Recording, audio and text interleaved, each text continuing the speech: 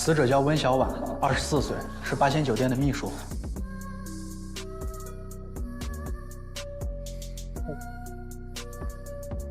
哎，星哥，你帮我查查温小婉接触过什么闲杂人员没有？哦。哎，新墨西哥的黑帮分子一般经常会杀掉对方的帮派成员，然后呢，在死者身上写一行字，用来挑衅。再帮我看一下，电梯这个监控什么时候关的？好。如果真的是帮派争端的话，一般都会用墨汁在死者身上纹一些挑衅的话，而不是用普通的笔写啊。这样的字迹很容易被血液啊、分泌物啊等现场情况所破坏啊。如果真是想传递一些挑衅的话，那也太随意了吧？头上的伤口呢，不像是被利器割的，更像是被什么东西给勒的。啊？电梯顶部没有悬挂重物的痕迹，也没有铁丝。这电梯里边现血液痕迹啊，血液喷溅出来，完全没有任何的阻碍物。当时电梯里边应该只有他一个人。去监控室，这个案子不简单。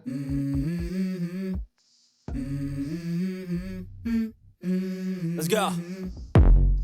I wake up to a little bit of drool on my pillow, feel like it's gonna be a bad day.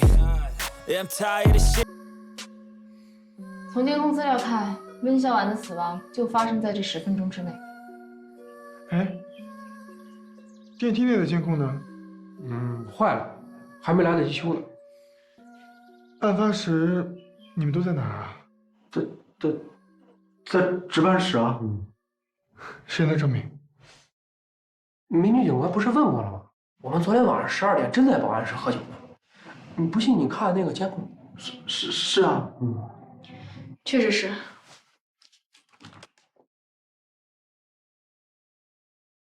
那3分钟内各个楼层有出入的吗？我反复确认过，没有。特别棒，终于碰到一次真正的密室杀人了。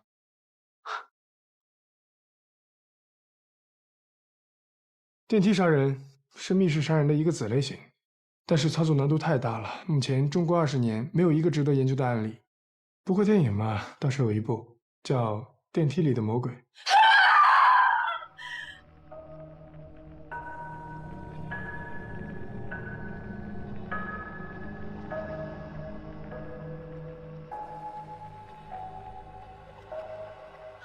别看我，什么都没做。有鬼，站着的，电梯里站着的鬼。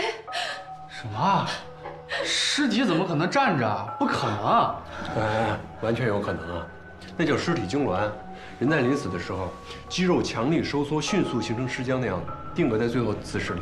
你别不信啊，真的，我见过好几种，我见过这种，我见过这样，见过这样，见过这样，好多呢这种姿势啊。1854年，在克里米亚的巴拉克拉瓦的一场围战当中，有一个士兵呢被炸死之后，还能稳稳地骑在马上。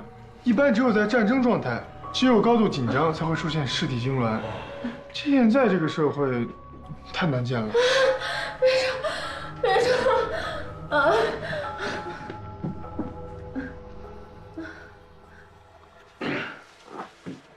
没事儿，肾上腺素飙得太快了，导致脑供血不足，稍微休息就好了。你们干嘛要吓唬他呢？他是目击者，送他上医院。我们上医院啊。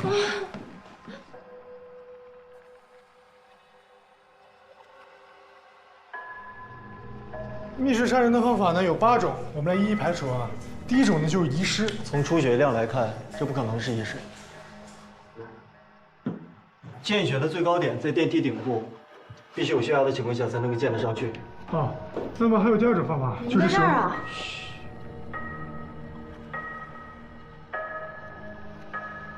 上来。啊。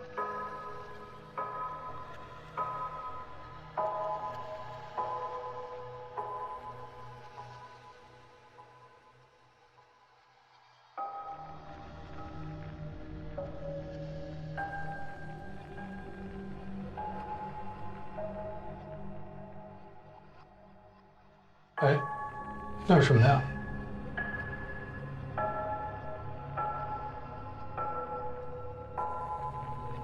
我终于知道你存在的意义了。啊蹲下。啊！你总不能让我来吧？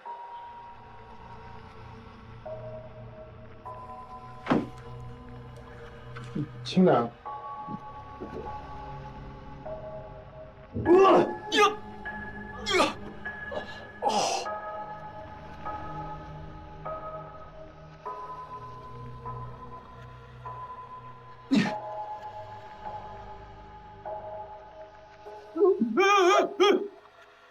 你不是忘了什么开关了吧？哎，电梯的控制开关可是在底层啊！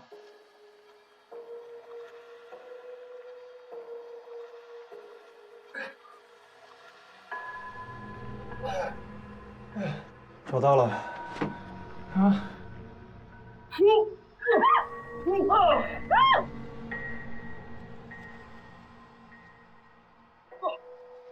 靠电梯壁！苏梅，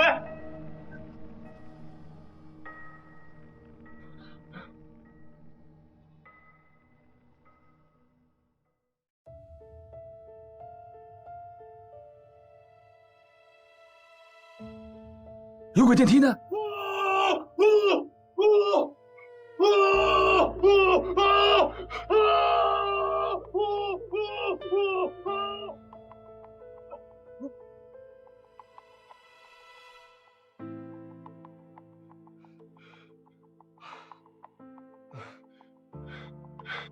哎，你们不知道电梯的紧急下降的时候，备用电源会自动启动吗？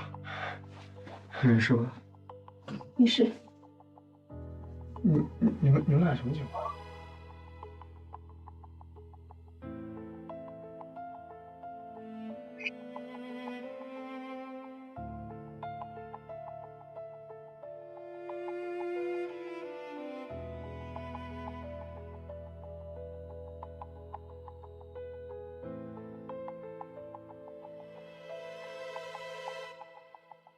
把这个帮我查一下。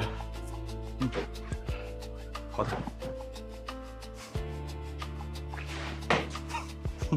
笑什么呀？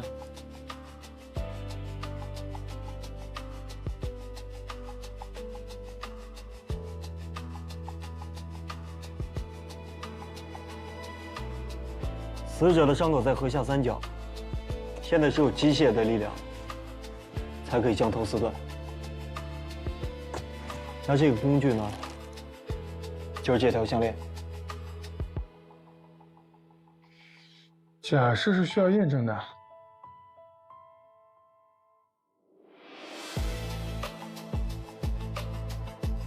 这个假人是特制的，材料高度仿真，就连体重都跟温小婉差不多。3、2、1，掉。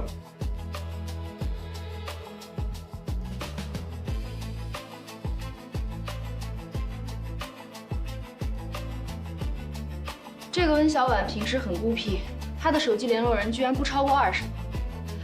和她联系最频繁的是她的男朋友杨子，每天平均有30个以上的电话。依赖型人格障碍，最头疼了。但是这种杀人的手法完全可以一个人独立完成，他也很有可能是自杀呀。这是他的淘宝记录，3天前还订了一堆吃的，货还没到。如果你是一个吃货，自杀之前你会留下这么大的遗憾吗？我就不会。自杀的主要原因是因为脑中的多巴胺分泌不足，可是食物呢又可以促进多巴胺分泌。哎，我们其中最不容易自杀的就是高碧。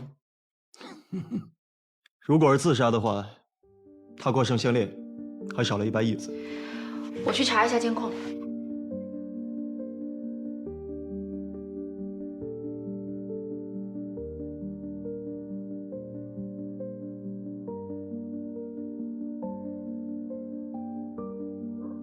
要不然你出去会儿吧，我工作的时候不习惯有人看着。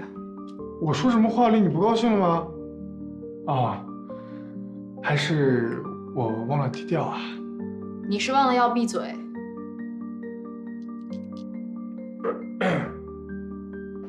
警官，你刚才不都查过了吗？还查什么呀？ 1星期以内，酒店所有的监控都在这儿了吗？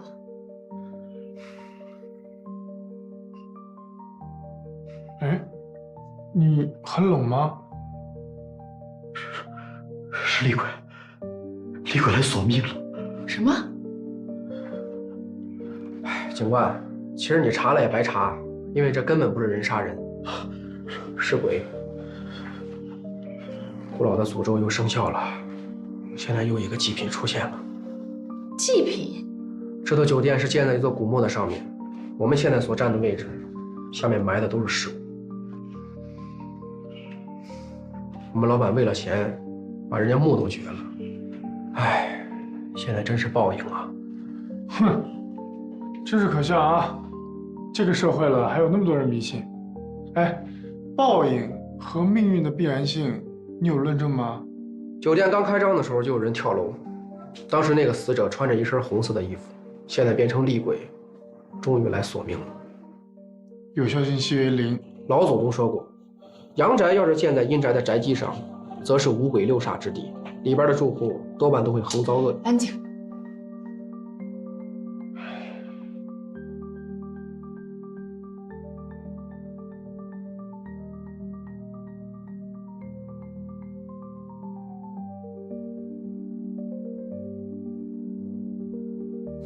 放松点啊！酒店这个行业呢，我非常理解。大堂经理，嚯，工作很多，责任重大，又辛苦。喝口水，慢慢说。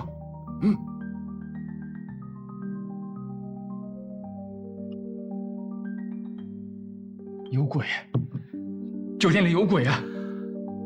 是啊，我一进来就觉得这里风水不太好。晚上明明走廊没有人，却能听到嗡嗡的说话声、笑声、闹声，还有好几次我值夜班，晚上去上厕所，一出门看到有一个人打着一把黑伞在走廊里走来走去。有一次我都不敢出厕所门，在厕所躲了一宿。那既然是这样，为什么老板不找人来看看呢？不知道，我要辞职，我要辞职。好，那你辛苦了啊，好好休息2天。如果想到什么了，就告诉我们，好吗？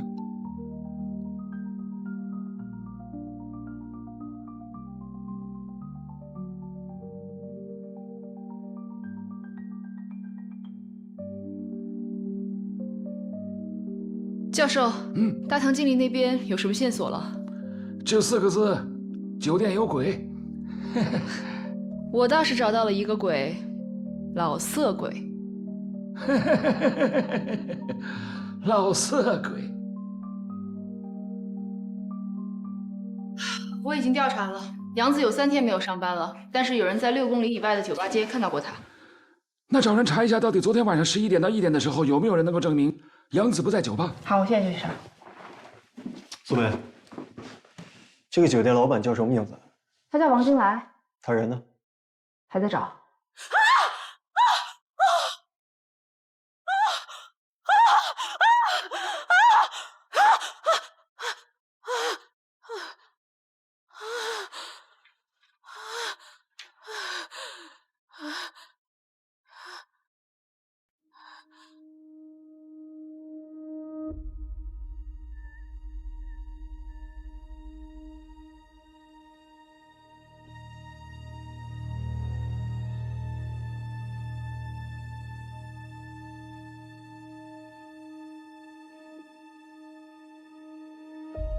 我查了一下，这间房间是没有开房记录的，也就是说，清洁工是直接进来打扫的。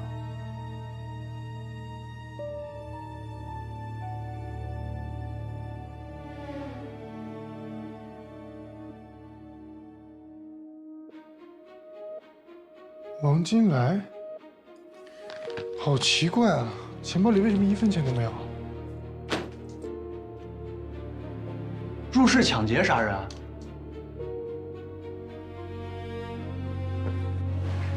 帮我化验一下这个杯子里边是什么成分？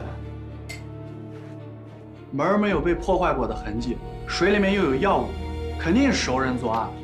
出其不意将他要到，然后换上女装绑起来虐待致死。哦，这种死法应该是情杀。不一定。他这个高跟鞋是44码，如果不是定制的话，市面上很难找到这样的尺码。不会有人这么重口味吧？未必。深不可貌相。所以很有可能这个鞋是自备的。现场没有任何的撕扯打斗痕迹，我们现在可能看到所有的状况都是他自愿的。哎，他是个老板，开房应该不用经过前台啊。说不定这个房间就是他自己开的。房间是他自己开的，衣服是他自己穿的，绑也可以是他自己绑的。但是这个被抽，应该不是他自愿的吧？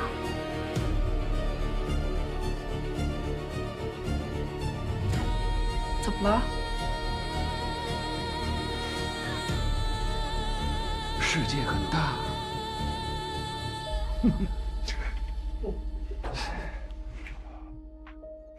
哎，这也太奇怪了吧！他竟然是被溺死的。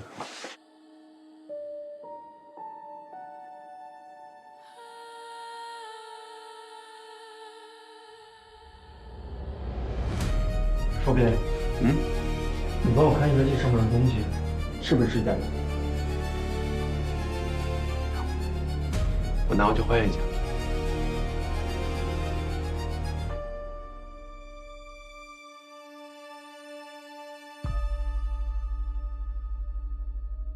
哎，医生，里面好了没？你看病吗？我不看病，我是说里面的病人。病人早走了呀？啊？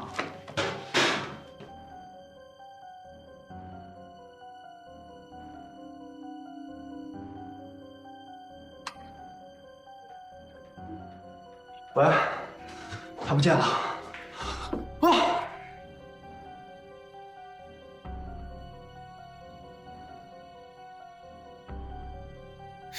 司机，等一下！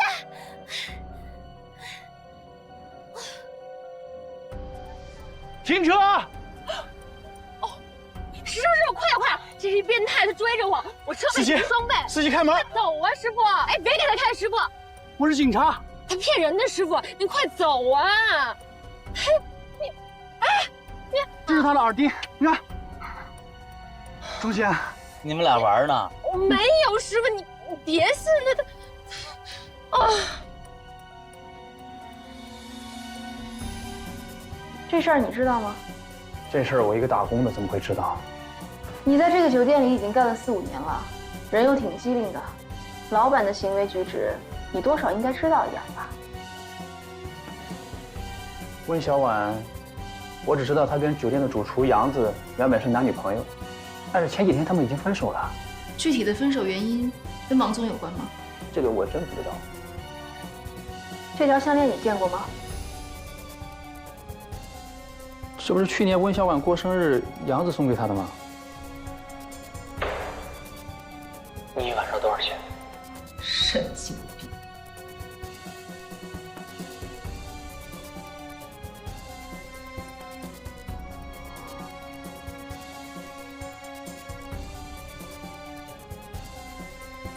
自带工具，果然敬业啊！就凭这个，就说我杀人了？我检查了死者的尸体，发现他背后的鞭痕很专业。干多久了？7年。什么死者？谁死了？王金来，你昨天晚上的客人。我走的时候他还好好睡觉呢，我干嘛要杀他？我也觉得奇怪，你又不是新人，这是老客户，为什么要仙人跳呢？兜里的钱不值得你铤而走险呢？我确实没杀他。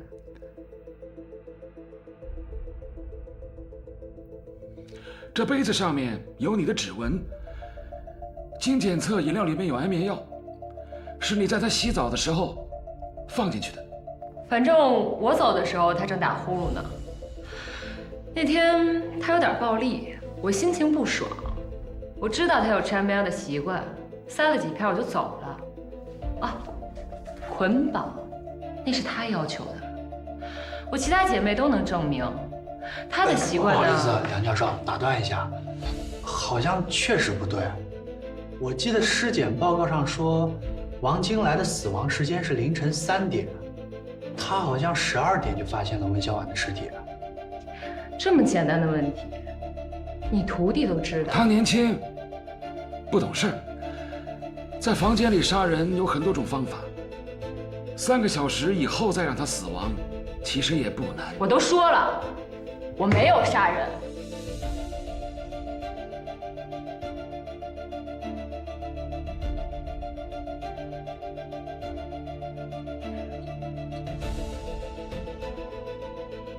教授，杨子找到了，但是他喝得很醉，请再问吗？问。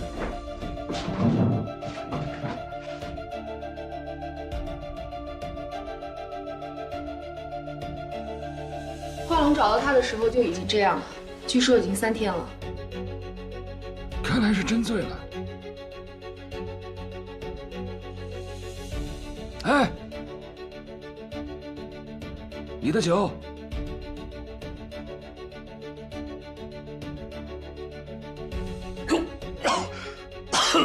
这啥呀？不是，你谁呀？温小婉死的时候，你在哪里？有不在场证明吗？你说什么？小婉她怎么了？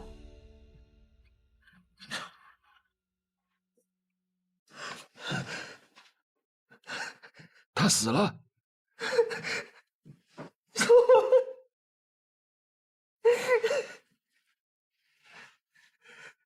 都是他，都是他害的。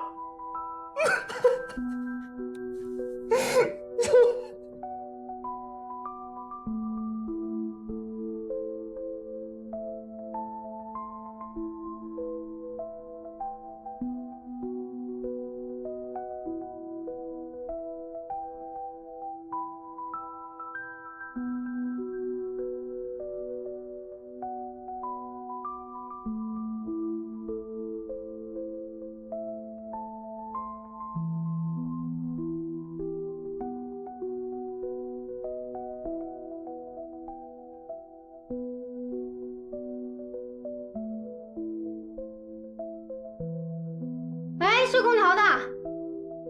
啊？这楼下好几个房间空调都漏水，你在这上面捣鼓什么呢？哦，快点啊！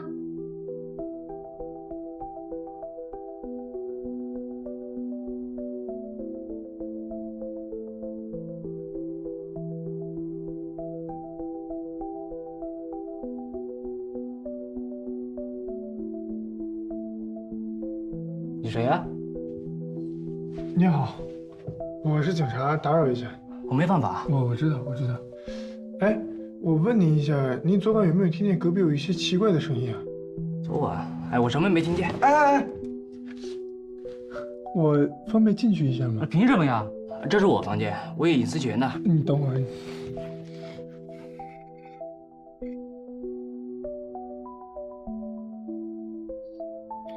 没事了，打扰了。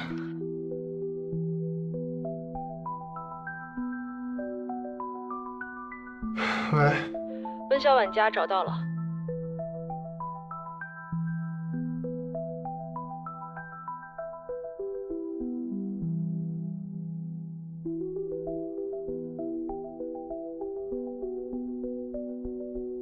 这就是小婉住的房子。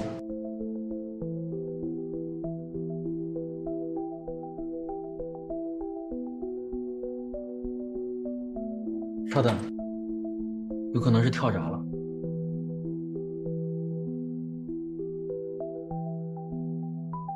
你倒是挺熟悉的呀。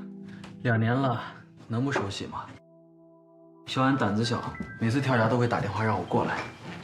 请进。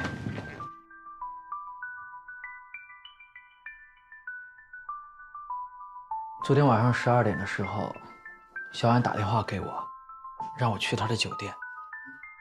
我怕他继续纠缠我，就应付跟他说等会儿过去，然后继续喝我的酒。没想到他可能是在向我求救。他还说了什么？他还说，记住我。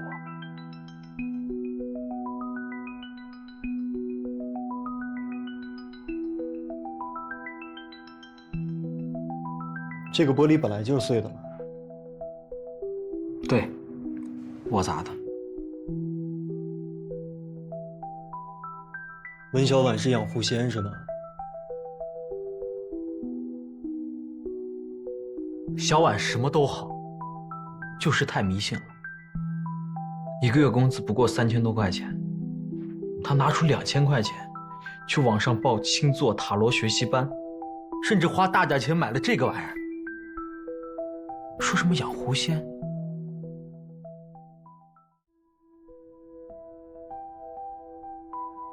这上面摆的东西都是给狐狸吃的。对。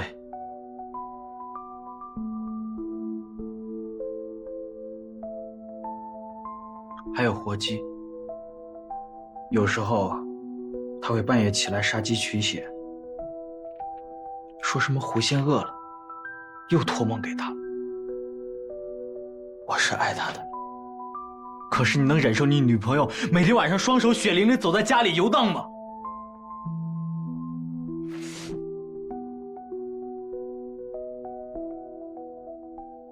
我向他提了好几次分手，他甚至跪下来求我别走。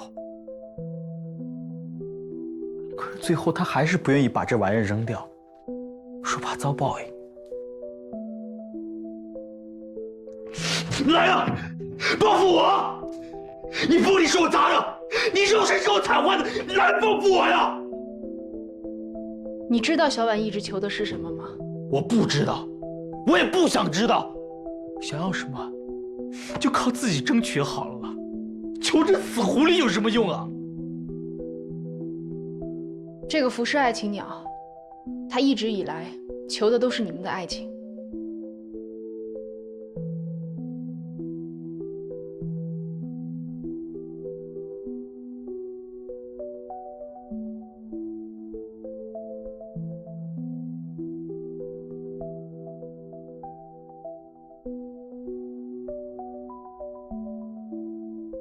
你好。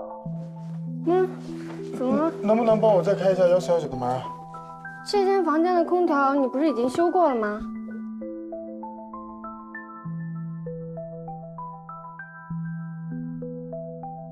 我是警察。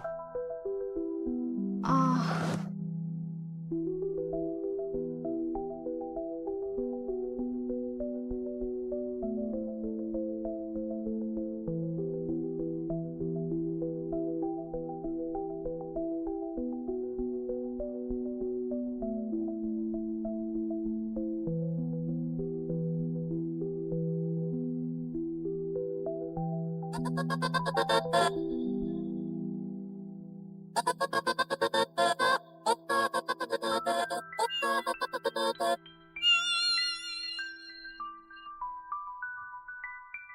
目前看来，杨子和钟贤都没有杀人动机。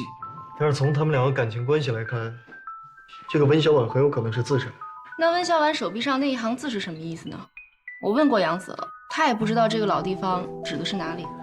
12点到凌晨4点之间，有谁进过王金来的房间吗？14楼的监控一直都是开着的，我也确认过了，没有人进去。难道真的是密室杀人？是密室，但不是杀人。我给你们看个东西啊，那王金来住在酒店的情趣套房，但是他很幸运又很不幸的是，他隔壁住了一个偷窥成瘾的家伙，在他屋子里安了摄像头，帮我们拍了这段视频。摄像头对着床，果然看见王金来被钟贤绑在床上，穿着女装挣扎。接下来，钟贤走了。王老板，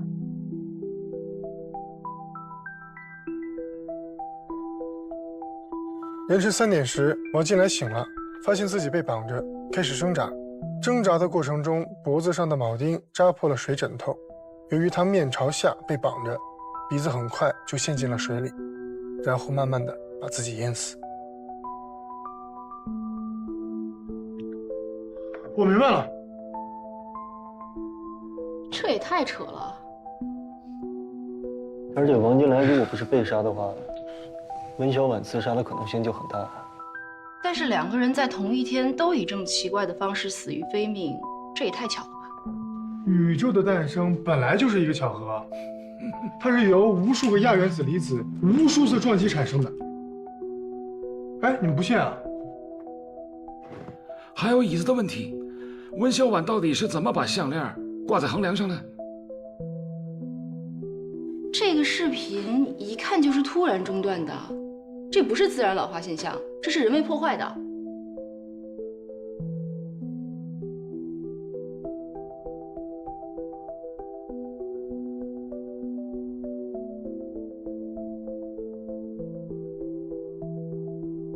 破坏监控有很多种方式，但是我没见过这么笨的。是啊，干个坏事儿还能把手划伤了。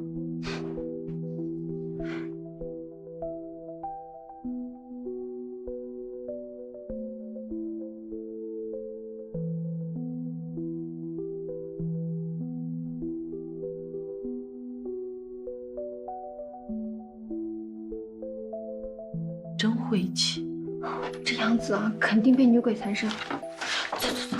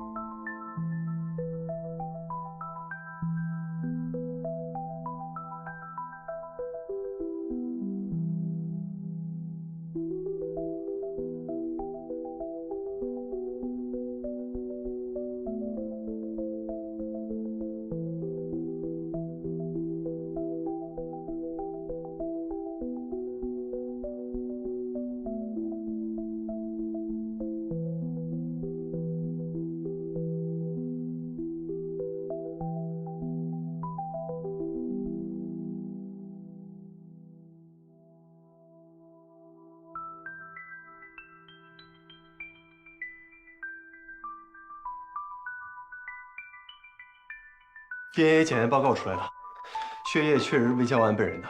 那监控就是他自己剪断的。可是也并不能证明是他自杀呀。一个生活当中只有男朋友的女人分手了，她为了让她的男朋友永远记住她，就在她男朋友每天都会经过的电梯里自杀了。这样的动机还不够充分吗？是不是以为杨子会来，所以故意把自杀现场弄得跟犯罪现场一样？是合理的假设，假设是需要验证的，而动机呢，不能成为证据。这不是证据吗？道长的意思是说，我们有证据证明温小婉有自杀的计划，但是现在没有证据能够证明她做了什么。对。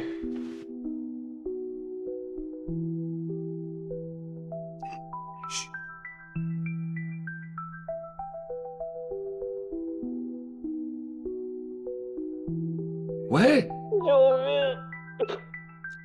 什么情况？你在哪里？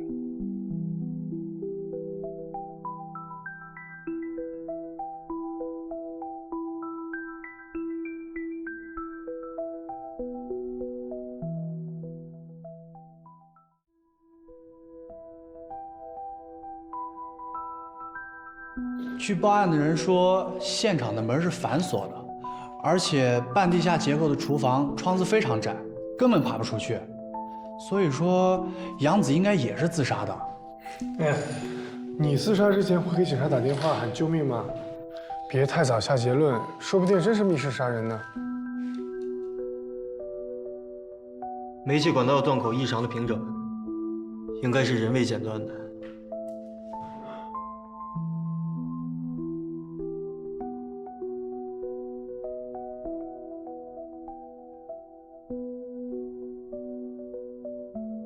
哎，他在干嘛？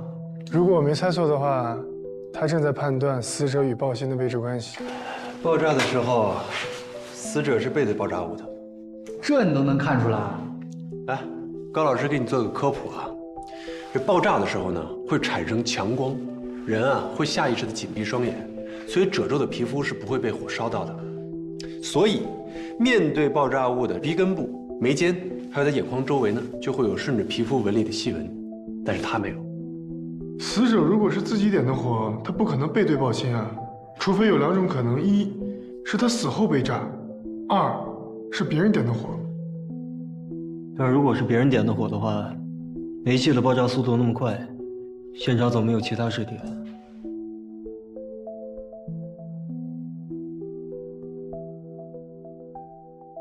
你们昨天真的没有人跟他说过话吗？杨子都被女鬼缠身了，这谁还敢跟他说话？这也太晦气了吧！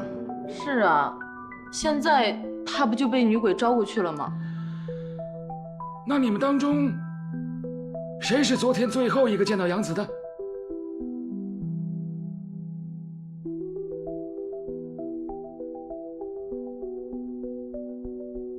是我。以我们刑侦学来讲，有一个定理，最后见到死者的，通常都是嫌疑最大的。不关我的事。昨天他在食堂就不对劲了，2只眼睛都没有神了，就像被勾了魂一样。哦，你观察的还挺仔细的啊。我也不愿意，谁让我跟文小婉同一间办公室，他又要去收拾文小婉的遗物，哎呀，真是晦气。他帮他收拾遗物，是想好好处理死者身后的事情。那干嘛要自杀呢？你最后跟他说了什么？我什么都没说，他一进来我马上就出去了。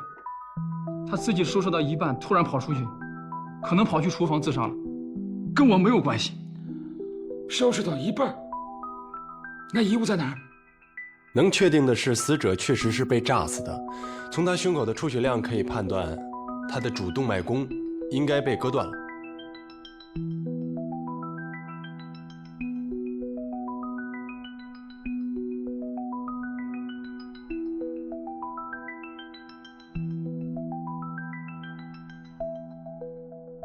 这个才是真正杀死杨子的凶器。哎，他不是被炸死的吗？这也算是被炸死的一种。这个碎片被爆炸力抛出去之后，成了一把锋利的刀，割断了死者心脏上最大的一颗动脉。而且你看这个速度，一定是爆炸所致。还有这个出血量，更能证明杨子是被爆炸所伤。不错啊，背得比我还熟。哎，我第一次看到有人自杀之前还在嚼口香糖哎。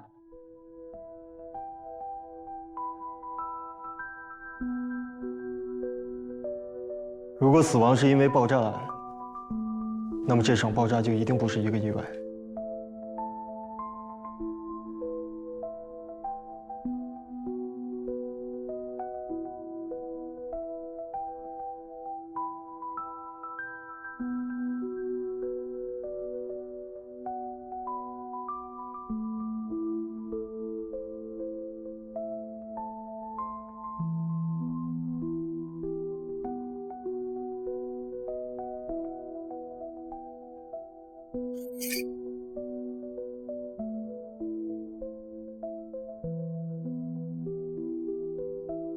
首先，他被打晕，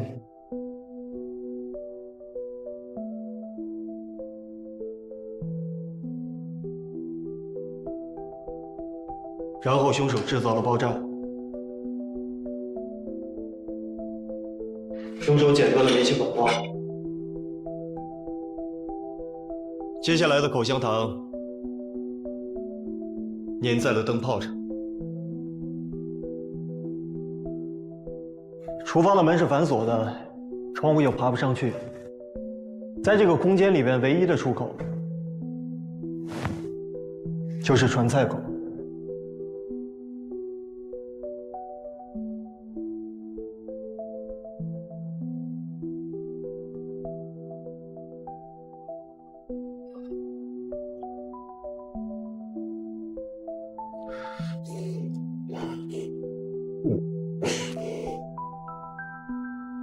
救命！灯泡烧到了一定温度，再加上它的表面粘着口香糖，灯泡爆炸了。在一个泄满了煤气的空间里边，只要有一点火星，都会引起煤气爆炸。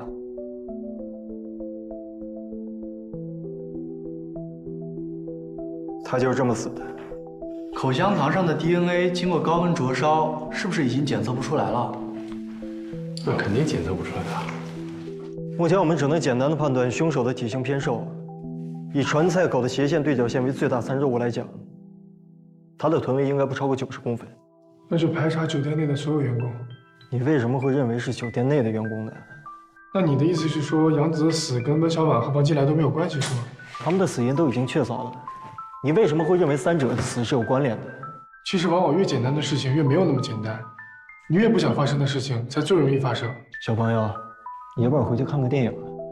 哎，好了好了好了，最后的结果还是要看我的尸检报告。OK。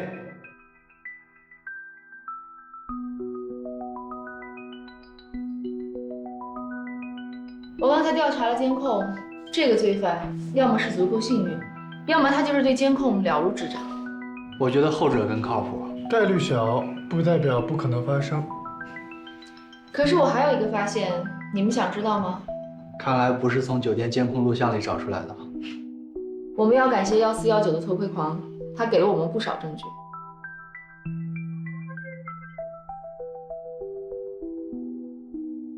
一般偷窥狂都会有连锁爱好，所以我切入他的电脑，找到了这个。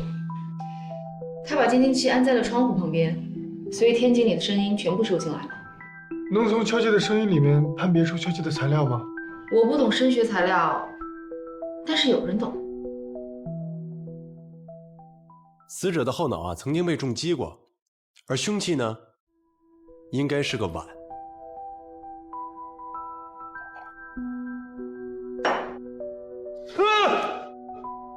我跟你说，这个距离这碗肯定碎。陶瓷碗肯定不行嘛，那如果要是金属碗呢？我在死者伤口附近的血液里面找到了很多金属残留，所以有可能是金属碗。我怎么老觉得这个酒店里有人故意逗我们玩啊？死者的帽状结膜大量出血，证明他之前被人拽着头发拖行了一段路程。如果不是复仇，案发现场应该离厨房不远，拖着头发，太费事了吧？还有更奇怪的呢，死者的眼角膜无缘无故的不见了。眼角膜不见了？要是有人花这么大功夫跟咱们玩啊，我们倒是应该好好的陪他玩玩。好吃吗？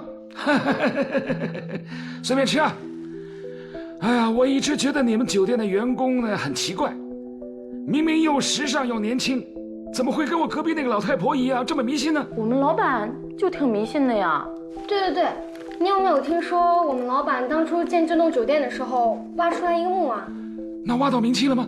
哎，大叔，这您都知道啊？原来他发了死人财啊！哎，这你也知道啊？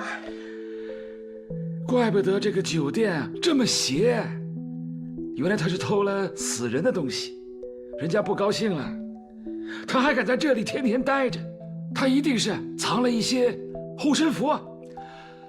有没有好像一些碗呐、金器啊类似的东西啊？聚财碗，专捞偏财，就这个。啊，这你也知道，我们老板当初就是从古墓里拿出来这样一个碗。不过听说，自从老板带了这个碗在身边之后，我们酒店啊就开始出现自杀、闹鬼的事儿。那他为什么不把这个碗扔掉呢？那当然不行啦！你看我们这酒店生意冷冷清清的，不过老板却偏偏莫名其妙的越来越有钱，这不就是那今晚的作用吗？那个碗经常后半夜从天井里传出声音来，话说10多年前跳楼的那个就是从天井跳的，据说冤魂一直藏在酒店里出不去。哦，哎啊，接着吃，接着吃啊！刚刚我用拟声器建了模，这个敲击声与筷子敲铜制碗边的声音有84%的相似度，同时碗里会有水，所以声波会更加复杂。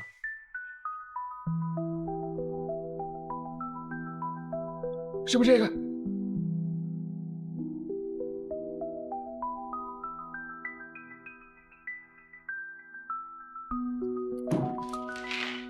可是呀，我们该交交心了吧？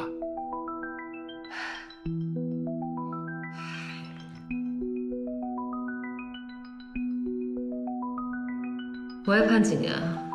那就看你配不配合了。你被抓来的时候呢，我们搜过你的包，但是我的同事没有想到，你包里这个碗有什么特别的含义。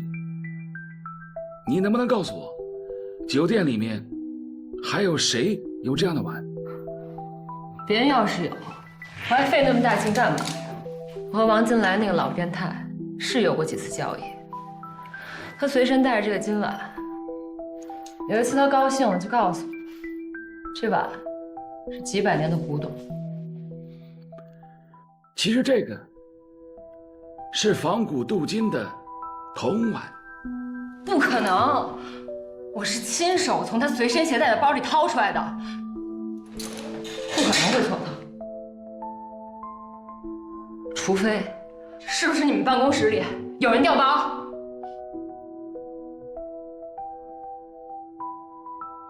奇怪啊，是挺奇怪的。回字形的楼，风水中说人在井中就难以出人头地。你对这个还有研究啊？这上面写。哎，你快看，这酒店上上下下的员工都这么迷信，不可能不知道这大凶大煞的风水布局啊。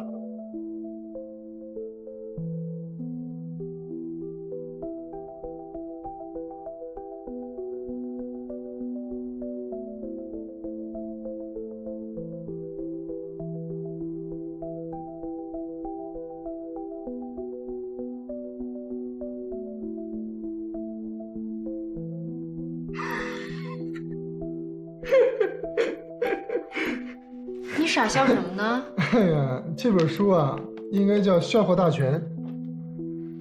哎，我给你看一条啊，特别有意思。猫头鹰飞过屋顶，屋内必有大凶。怪不得霍格沃兹死了这么多人。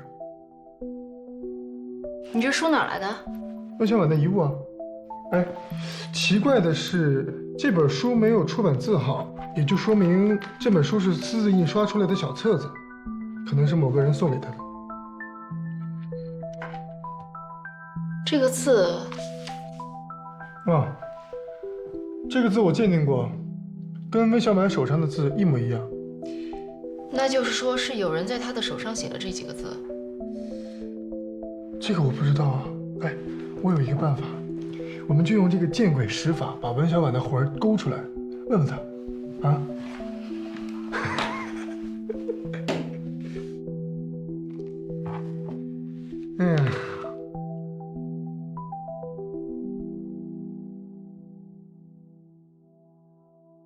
还有更奇怪的，他的眼角膜无缘无故的不见了。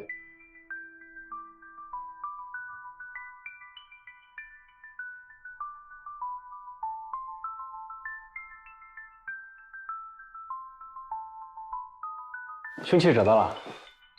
没有，凶器不是这个。难道真的被调了包？当了这么多年警察了，第一次有人从警方的眼皮底下偷警方的东西啊！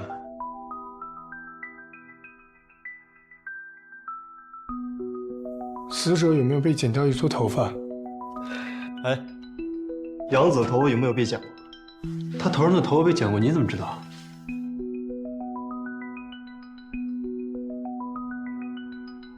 所谓见鬼使法，第一条，在黑暗中找到一个盛满水的碗，敲。这几天都没有下雨，怎么会有人把烧纸烧到一半也把它浇灭了呢？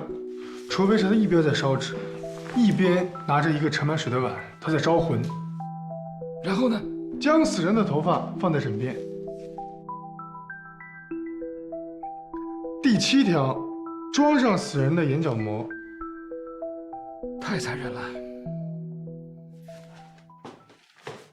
第9条，穿着黑衣服站在一个封闭的空间，打着伞。这个大堂经理提过。第10条，终极见鬼法，死亡。所以我觉得，在这个酒店里，有人要见鬼。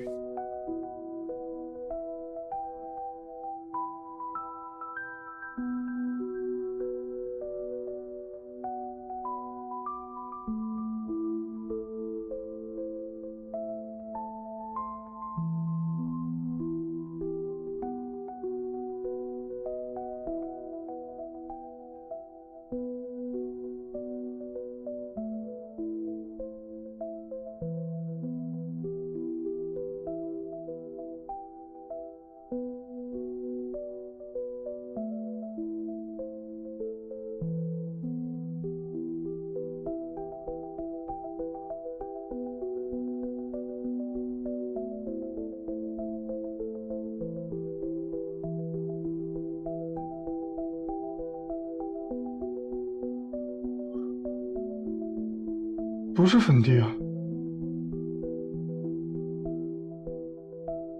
！2005年，八仙酒店自杀是因为破产。破产？破产！八仙酒店又出事了，赶紧走！啊！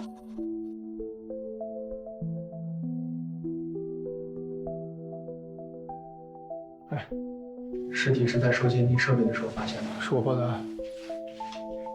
死亡时间基本可以确定了，比杨子晚，应该在凌晨6点钟左右。致命伤就是他额头撞击伤，凶手应该是抓着他的头，狠狠地撞在了这个桌的桌角上面。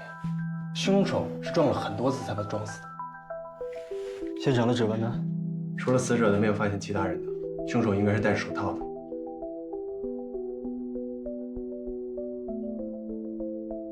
他脖子上这个痕迹，应该是被凶手威胁的时候留下来的。一个非常理智的凶手，为什么不一刀捅死他，要这么大费周章呢？这种杀人方法是有它特殊意义的。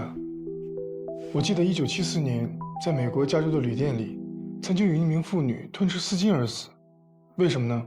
就是因为她妇女和情人约会的时候，脖子上系了一条颜色非常奇怪的丝巾，她就会认为情人之所以拒绝她，就是因为这条丝巾，悔恨加羞辱感导致她吞掉丝巾，卡住喉咙，窒息而死。你的意思是说，这个木桌子有特殊的意义？其实我早就觉得这个旅店奇怪了。徐淼，48岁，离异多年，在1419房住了半年。来 ，Coffee time！ 谢谢。那，你的咖啡。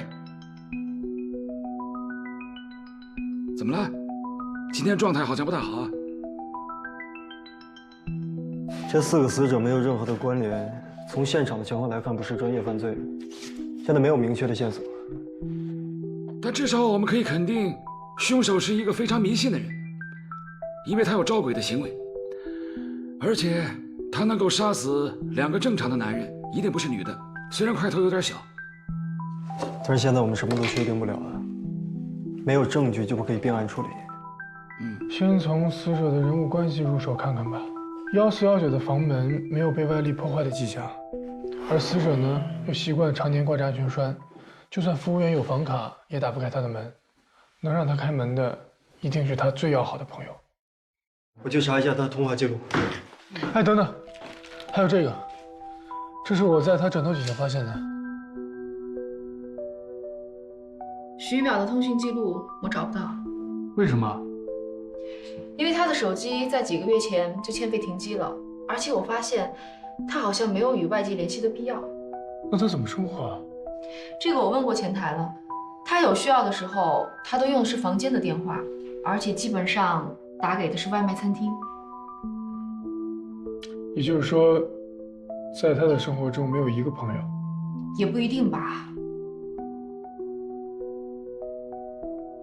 徐淼的房间在酒店的监控死角，而且正对着逃生楼梯，所以说凶手应该是从逃生楼梯上来的，而且深知到酒店的监控布局。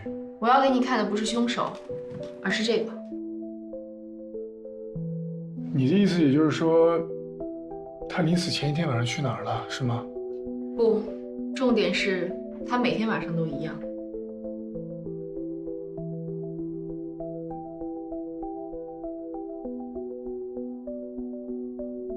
这个人有奇特的夜生活习惯。最怪异的是，每层楼层监控都没有拍到过他出电梯，他就像是10点被电梯吞了，早上5点又被吐出来一样。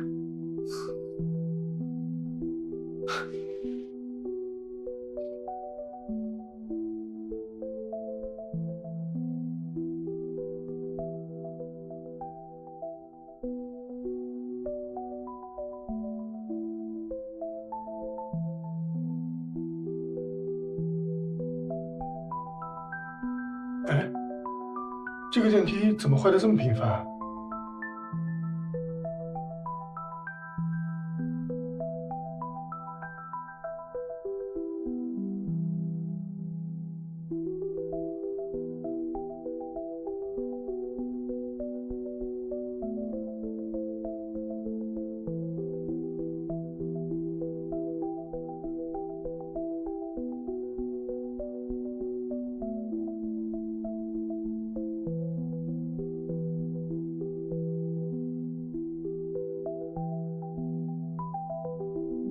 地下2层，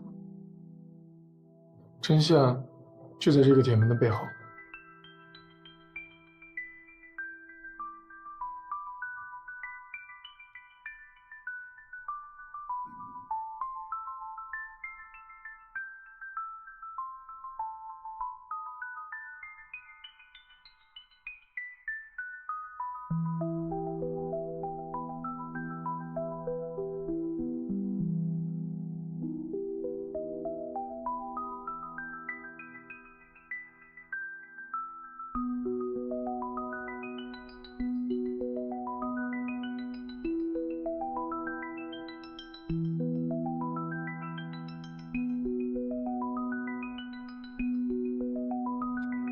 你知道开设赌场要判几年吗？真的不关我的事。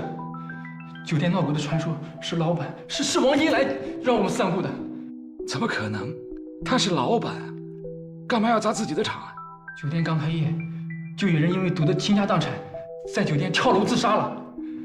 老板为了掩盖赌场的秘密，就捏造出古墓的传说，说那个人是被鬼报复的。你戏演的不错嘛，干嘛不去当演员啊？这些都是王金来教我的。他为了让人相信，还到处显摆他的假古董金碗。那个金碗本来就是假的。是的，我从旧货市场花100块帮他买的。看来他算是死在自己散布的谣言上了。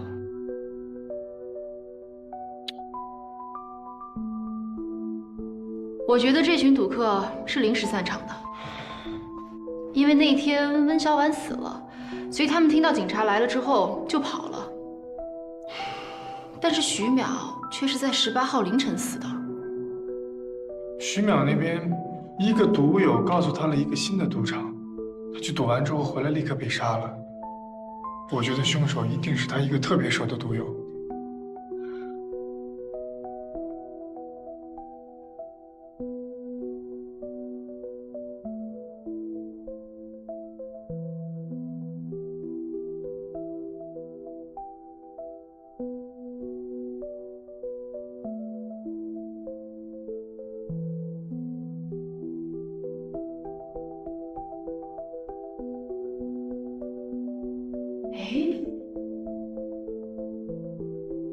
会不会是这个酒店根本就没有闹鬼？那些员工所说的欢歌笑语声，会不会是从这个管道传上去的？还有一个事情特别奇怪，哎，3天没有打扫，会脏到这个程度吗？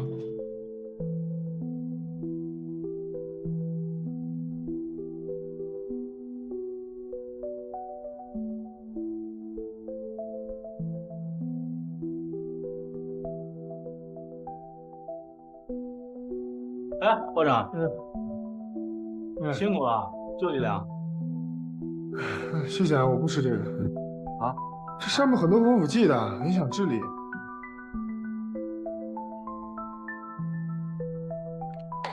哎，我是不是打扰到你们俩了？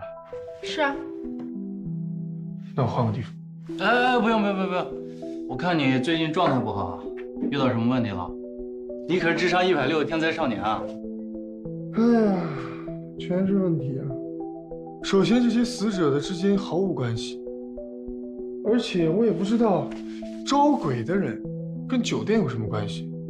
况且他们的死因都很奇怪，温小婉是项链勒掉了脑袋，杨子呢是被炸死的，王金来呢是在床上被淹死的，而徐淼木头抽子磕死。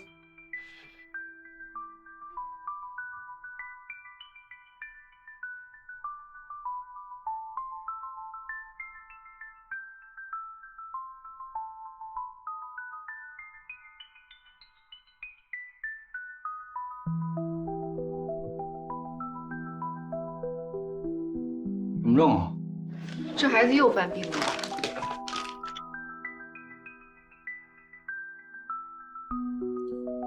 哎，除了你们大堂经理，还有谁能看到这些人的资料？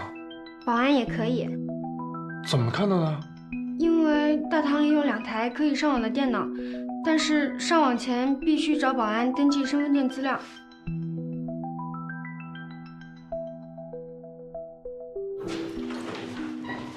酒店员工里边除了你，还有谁知道有个地下赌场？除了我和值班的保安，就再也没有别人了。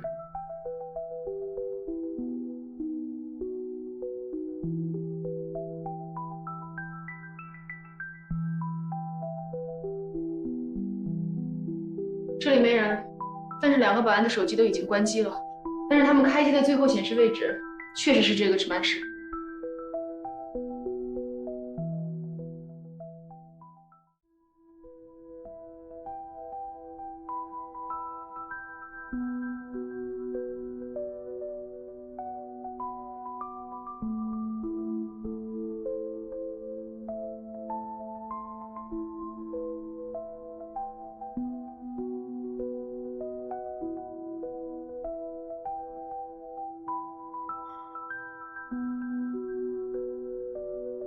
他就是那个招魂的人，而且招的是他母亲的魂。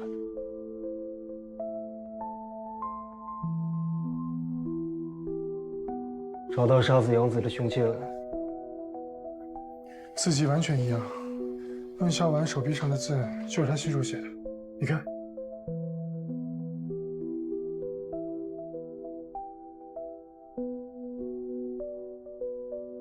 你在找什么呀？就是这个，上面写的很清楚，五鬼运财的大法就是将5个金木水火土不同命运的人，用5行的方法杀死，取其魂魄，炼成小鬼。温小婉命中带金，而酒店老板是水命，杨子为什么会被炸死？因为他命中带火。徐淼5行属木，于是把他推到木桌子上磕死，是吗？他们觉得五鬼集齐了4个，最后1个很快就会回来，所以不会收手的。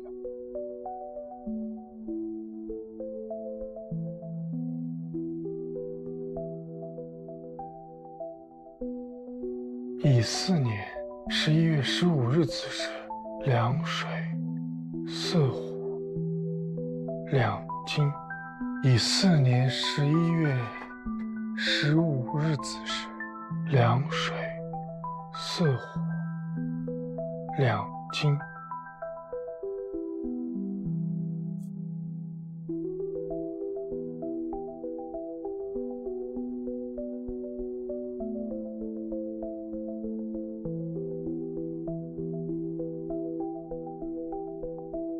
1个金，1个水，2个火，4个土。土旺，糟了，他们有危险！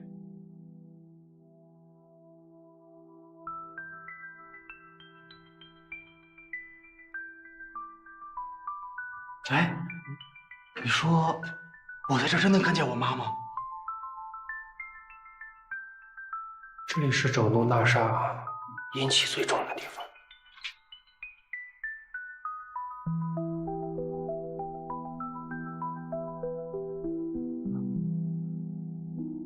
帮我拿一下。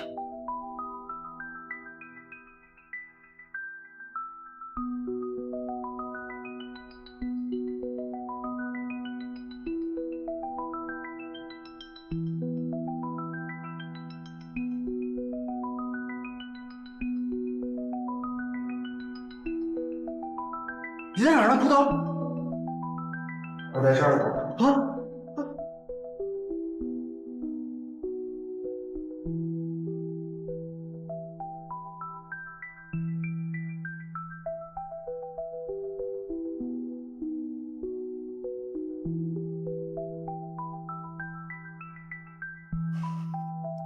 彭保安的手机有信号了，就在八仙酒店。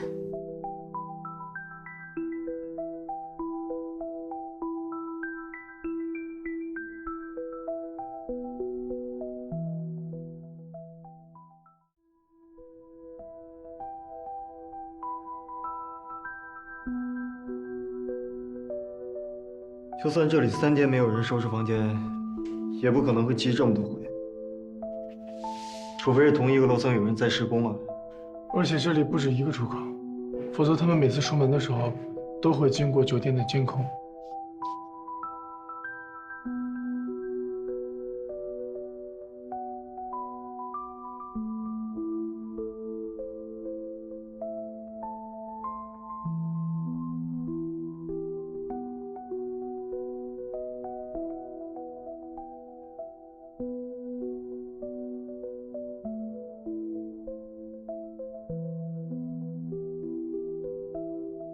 楼长，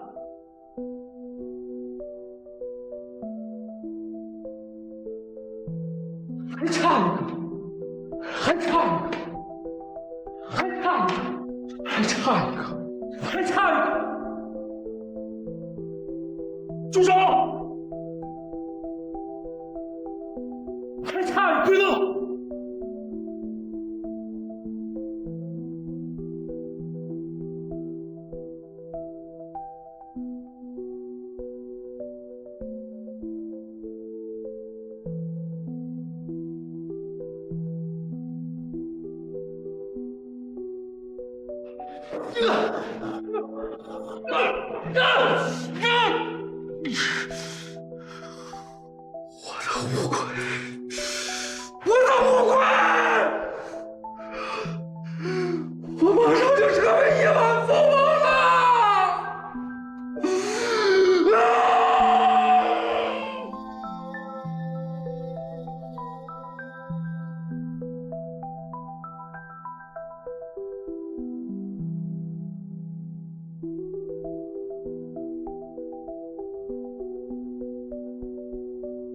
是，那天晚上跟他说过一些事情，他不听啊。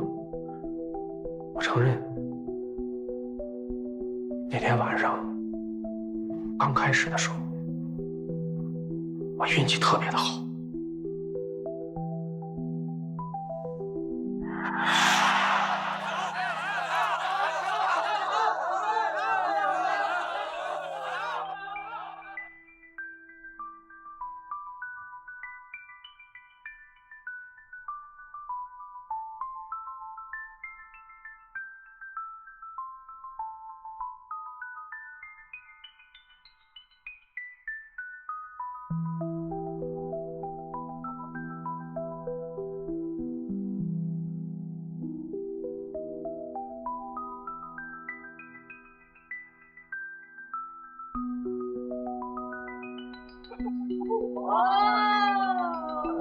慢。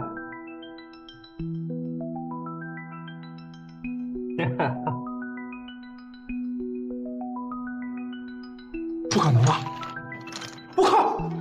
你耍我呢？不可能！快报案吧，警察来了！快跑！胖保安告诉你五鬼运财，最后你却把他给杀了。是，我是把他杀了，但是我绝对不会亏待他。了全中国最好的风水宝藏穴，我要让他的子子孙孙福泽无穷。你真是走火入魔了，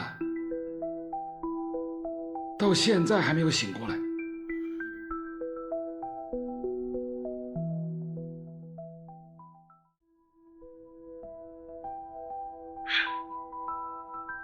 反正有钱才是王道。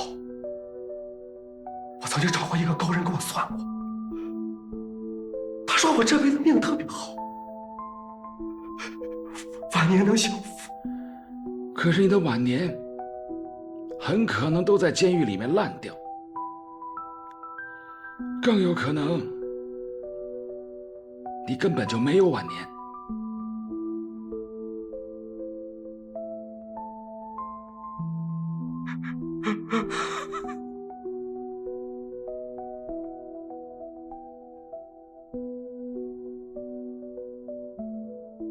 哎，郝总，辛苦了，你的明信片到了，谢谢。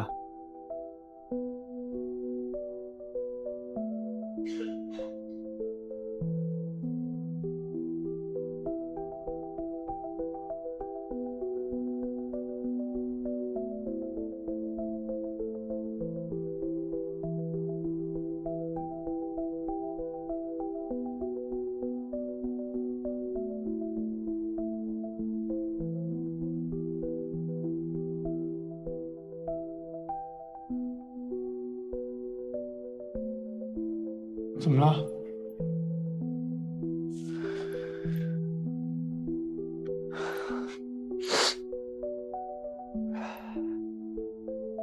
没事。不过一直有一个谜底没有被揭晓。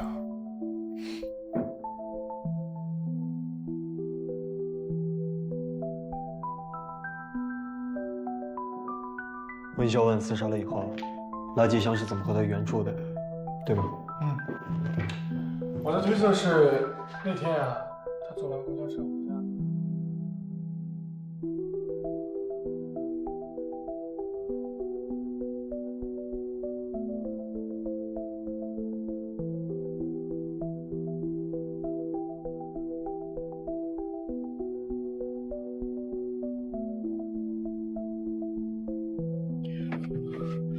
见到我妈，一定要帮我把话带给她，就说我在老地方等她，一定要。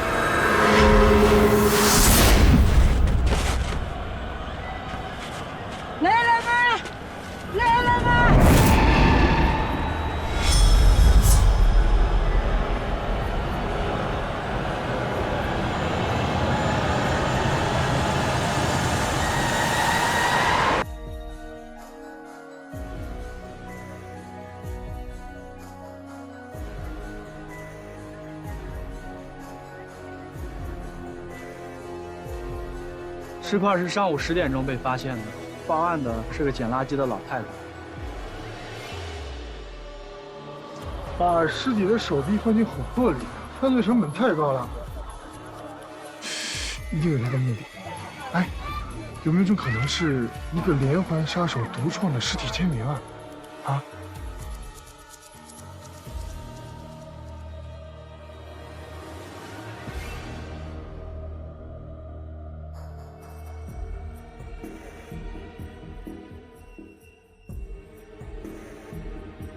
我同意。啊？我还以为你要说没有证据，就不要太早下结论。谁说没有证据？我刚才看了一下，相同的脚印，一共有42个，而且不是呈直线分布的。那就是说，有个人在这个荒郊野岭的地方原地瞎溜达，很有可能就是那个埋尸的人。不对，我从琥珀周围的土质上来看，至少他埋了1个多月了。但是，昨天刚下了一场暴雨，而且昨天下午4点多才停。这些找人一定是昨天4点多留下的。所以我同意你刚才的推测，这很有可能是一起连环杀人案。这些脚印是昨天过来埋新的石块的。哦，对了，这块石头是之前压在琥珀上，被发现的时候就在琥珀旁边。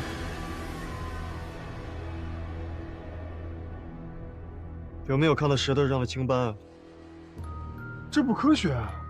哎，你看，埋尸体的地方离涨潮的江岸线至少有10米，可是涨潮最高的地方也只不过有7米。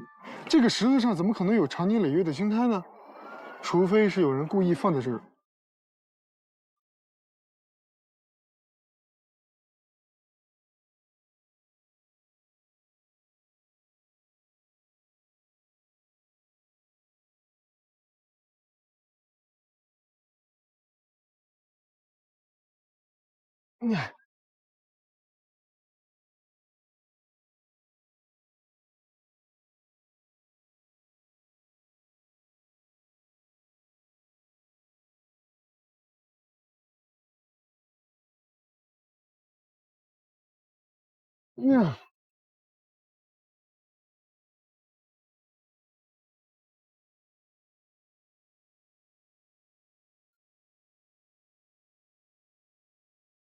所以说这个石头是用来做标记的。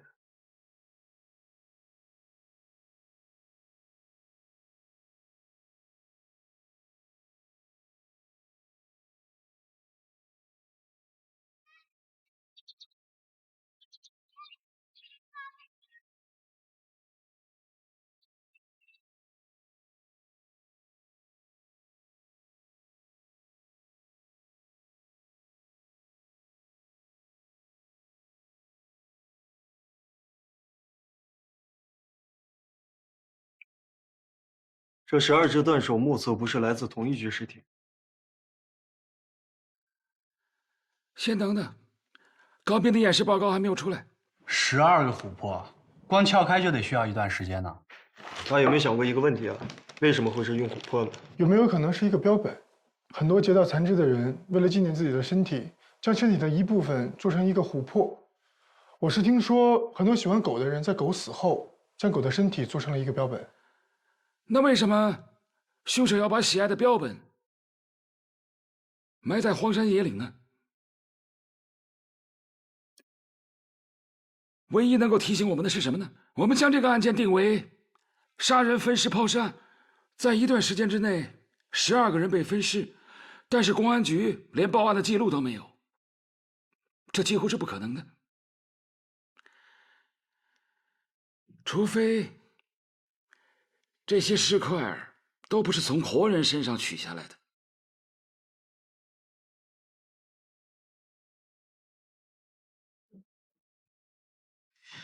高斌那边有结果了，我们赶紧过去吧。好。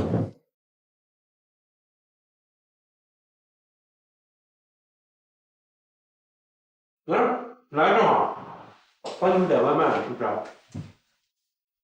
？12个尸体啊，你还吃得下？谁跟你说12个尸体啊？这12只手明显不是来自同个人的呀。哎，给你看啊，窗口的边缘没有明显的扩张，没有明显的收缩，也没有出血，也没有挫伤。窗口的内部呢，也没有出血，没有凝血块，没有炎症，而所有的尸块都具有相同的特征。这意味着什么？什么？所有这些尸块全部都是从尸体上刻下来的，而且这些尸体被冷冻过。哦，意思是说，凶手杀完了人，冷藏了尸体，然后呢，切下了这些尸块，做成了泡。哎，不是，啊，我在尸体上检测到了一些过氧乙酸，这个主要是用来殡仪馆冷藏柜消毒用的。过氧乙酸不一定属于殡仪馆吧？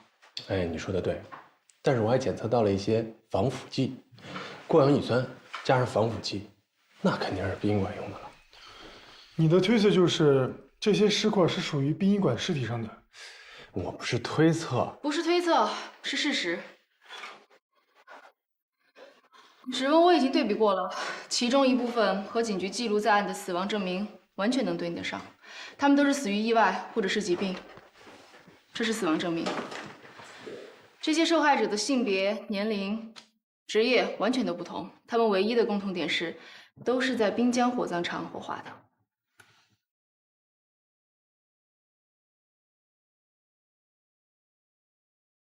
绝对不可能！咱们这儿火化前都是家属亲自确认完尸体，确认它是完整的，那才签的字儿。啊，你们看看，是不是？我们这儿走的都是正规流程。那签完字之后呢？签完字之后，这字儿都签完了，那当然是直接推到焚尸炉里去了。那再然后呢？再然后，那就是阎王爷的事儿了，你们得去问他，我可管不了。哎，我说警官，你们这不会是想再进炉子里查一查吧？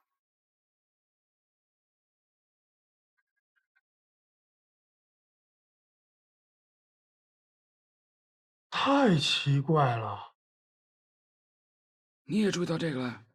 这两块琥珀的色泽度和光透度完全不一样。从挖出来的土质状况推测掩埋时间，这一块应该是很早掩埋的。但是你再看看这块，光透度极高，而且没有什么杂质，说明是1周之前掩埋的。似乎制作者的技术在不断提高啊。很精致，你看，就连这些人的指甲都是抛过光的，证明制作者在当艺术品做。后来这几块的琥珀掩埋时间相隔得越来越近了，甚至1个月掩埋6块，说明练习越来越频繁，技术越来越熟练了。琥珀的产地主要是在欧洲，而咱们中国呢，琥珀本来就少，能见到的都是从尼泊尔走私过来的，所以中国人做赝品的技术一直不达标，能做成这样的，真的很少见啊。你看，封装艺术节，这是1个月前公布的海报。你再看一看参与者名单，琥珀大师。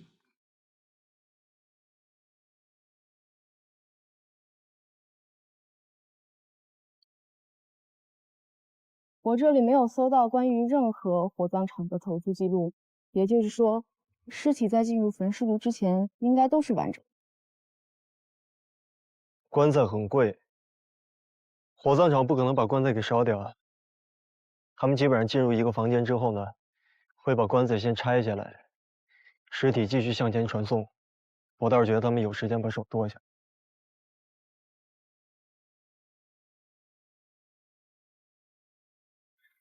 我是在问，是谁负责推他们进焚尸炉的？当然是我们这儿的临时工了，难道是我呀？临时工？哎，那你能告诉我是哪一个临时工吗？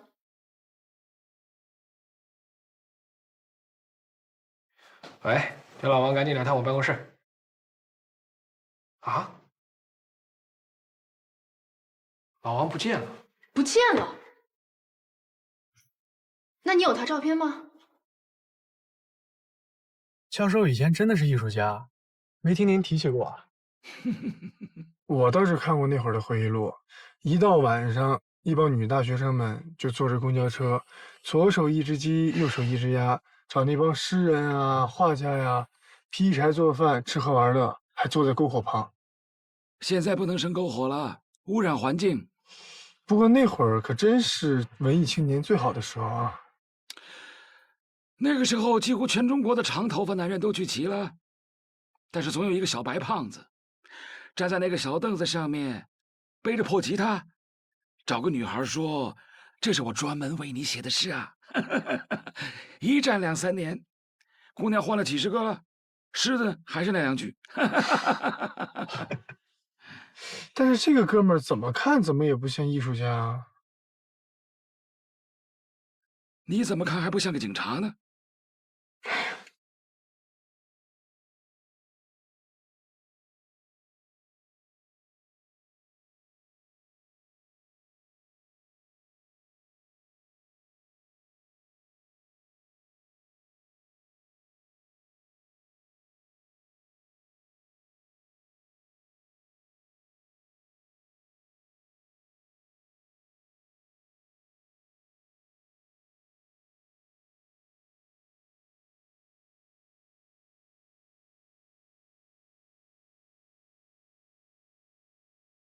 喂，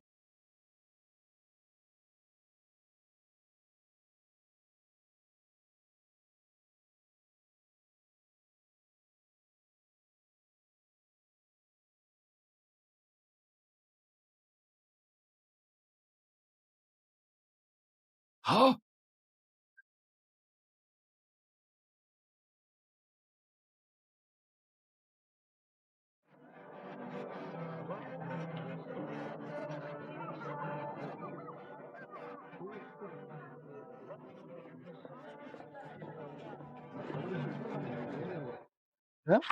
哎，杨教授呢？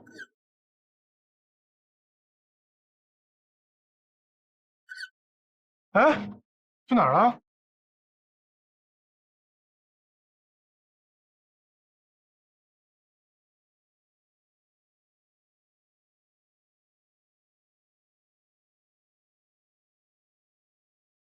整个火葬场的人都不知道老王的真实姓名和他的家庭住址，看来他真的是早有预谋。我这边传到警局系统。哎，警察同志，看能不能找到相对应的人。盗窃案，今天盗窃案呢？以你的能力，自己能解决吧？别，你们管不管呀？你们这要是再不管，这就要变命案了。丢尸体的死者家属说是要杀了我呀。尸体怎么可能会丢呢？这我也不知道，这好端端的尸体怎么就丢了呢？我做这行那么多年，从没发生过这种事儿。因为尸体照片。哎，您看，你最后一次看到这个尸体是什么时候啊？前天晚上拉来的，挺年轻一小伙子，据说得了心脏病。哎，对了，今天早上检查的时候，这尸体还在。这下午家属说要做告别仪式，这刚一打开冷柜，这尸体就没了。你是说，就是刚才我们在的时候，这个尸体才丢是吧？是啊，不只是尸体，我们的灵车都没了。这司机师傅说他把钥匙给了搬尸工，我刚才一打听，这没人说拿到钥匙啊。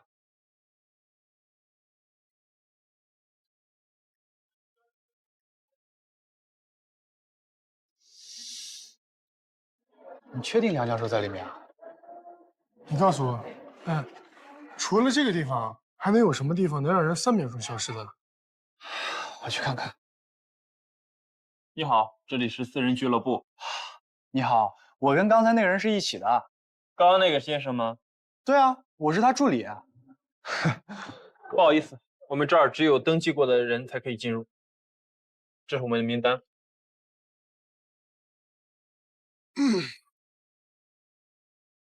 哎，名单上没有梁教授。哎，作为一个警察，稍微有一点观察能力的都能进去。你行你上啊。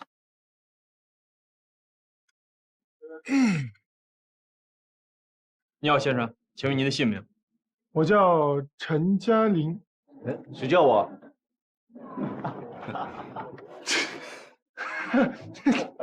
请不要打扰我们工作。我只是说他名字特别响亮，真的。请你走开。没想到梁教授在艺术圈还有一些老朋友啊。哎。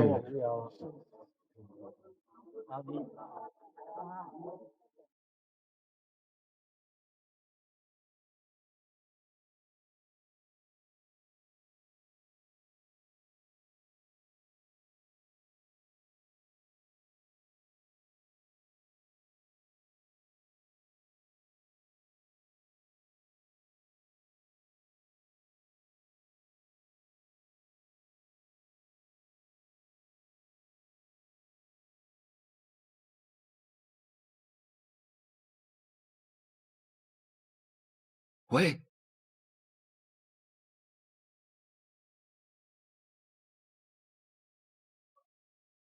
不会出什么事儿吧？走一走，看一看啊。放心吧，他出事的概率比你走丢了还低。不，朋友，还是远远的离开，离开这再也掀不起波浪的海。我噙着热泪劝你，去寻找灿烂的未来。20年前涂鸦之作，今生还能再听到真是此生无憾了。有生之年我还能见到这首诗的作者，我也算是此生无憾了。请。谢谢。原来老程身边有这么漂亮的美女一直在陪伴着，这么多年我白为她担心喽。您呢？您的生活就像您当年写的那样，寻找灿烂的未来。两位看一下，看点什么咱好商量。这些都是你做的啊？当然，如假包换。我的手艺啊，这条街你找不出第二个。这个琥珀沉淀物太多了，而且通透度也不高啊。你到别的摊位看看就知道了。关键是，你这些创意都太普通了。拿鸡和鸭子做琥珀，有保存价值吗？哎，我说你这人什么意思啊？你想要高品质的去找马克，来我们这小摊位晃什么？马克是谁？他是这个世界最初的声音。他总在梦中低语，他呼喊，却发不出声。人山人海当中，除了死寂，别无他物。他发出了唯一的吼叫，那嘶鸣让人心碎。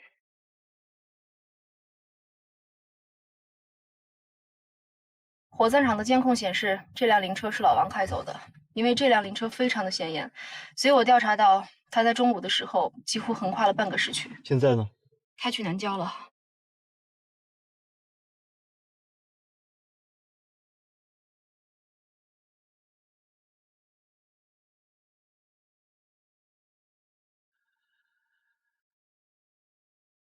柏拉图在《斐多篇》里提到，人类向往爱情是因为爱情是走向不朽的最佳捷径。梁先生喜欢古希腊哲学，这一点跟老陈一样。现在批评界啊，把我们这帮人称为神性写作者，因为我们痴心妄想，追求不朽。老陈啊，就是其中的一个代表。可以见得，我最了解他了。这次艺术节，他应该是幕后的投资者。他对琥珀感兴趣啊？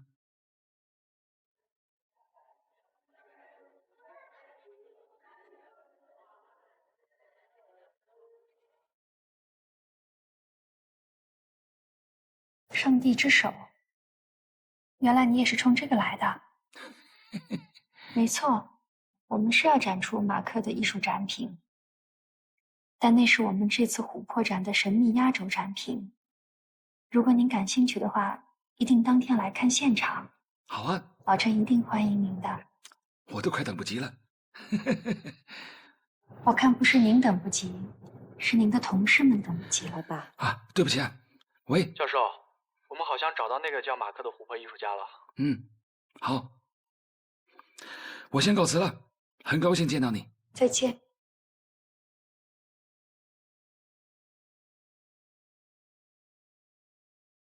杨教授说等他过来再看看。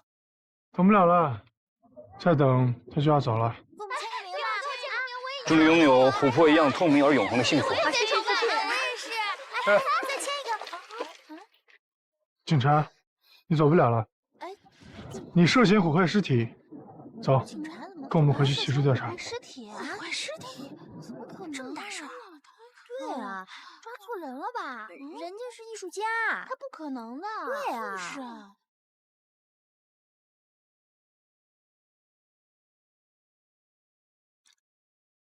挺厉害啊！今天这么一闹，网上粉丝多了好几万吧？艺术家的世界，你们不懂。我不懂，我只懂得你犯的是侮辱尸体罪，也不重，3年吧。为了真理，不惧刀斧。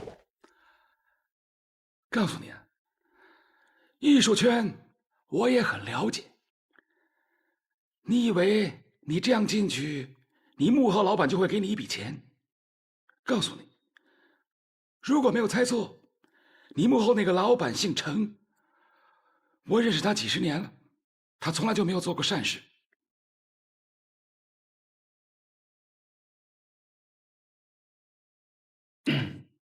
那我该怎么做？我给你一个最后回答的机会，你到底是马克，还是根本就是个冒充的？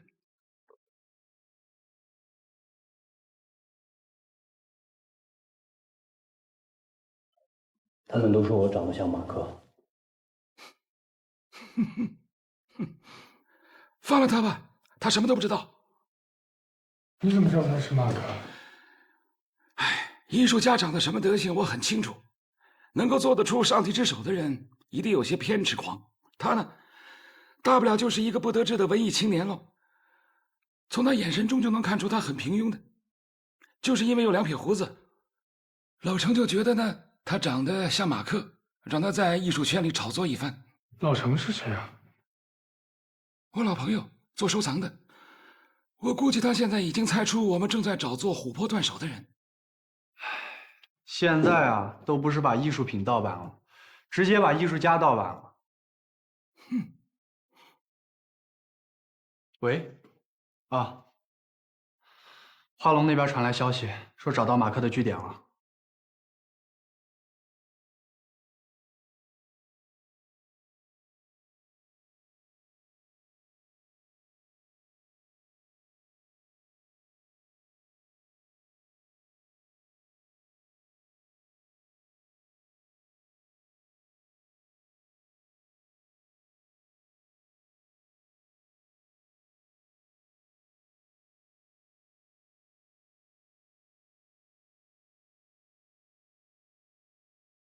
跪坐，警察！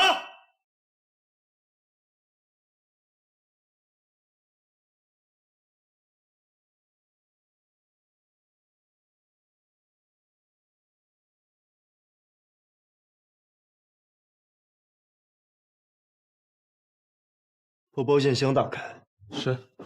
什么箱子？打开！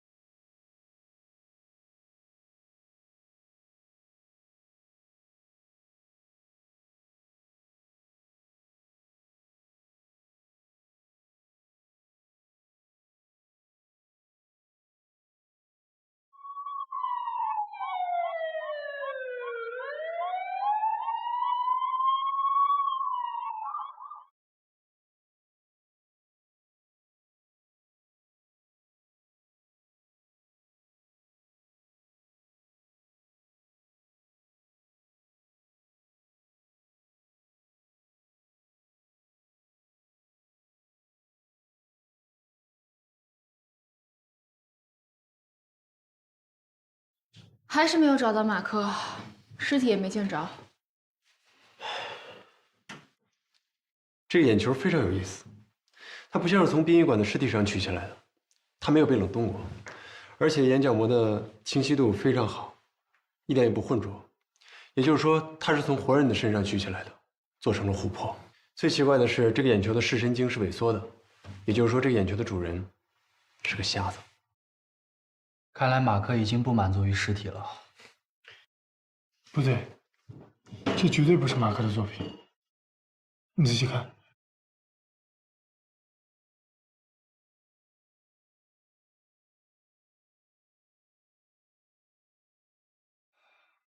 这2块琥珀颜色一样呀，折射度也差不多。只有苯乙烯树脂才会在乙醚中迅速的氧化。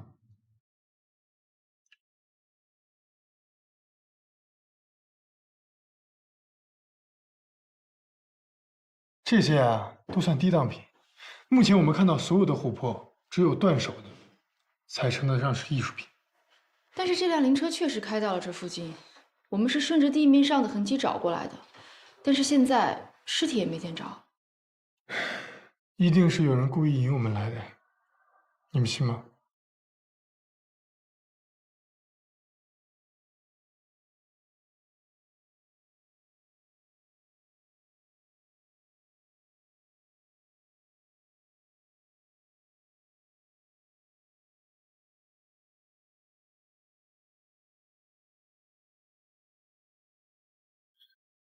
警官们不必这么认真吧？我只是来取回我要的东西。先登记一下你的姓名还有身份证号。我能跟你的头说话吗？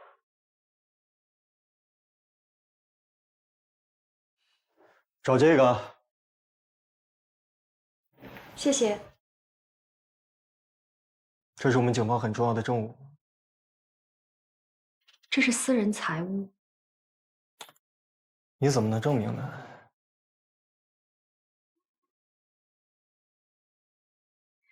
这是我们委托工厂定制的。好，我想知道这个眼球的主人是谁。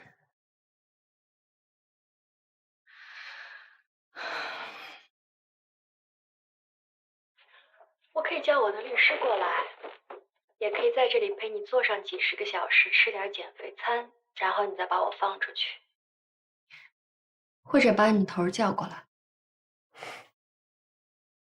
我不是跟您说了吗？我就是啊。不是我想见他，是他想见的那个人要见他。那个人说了，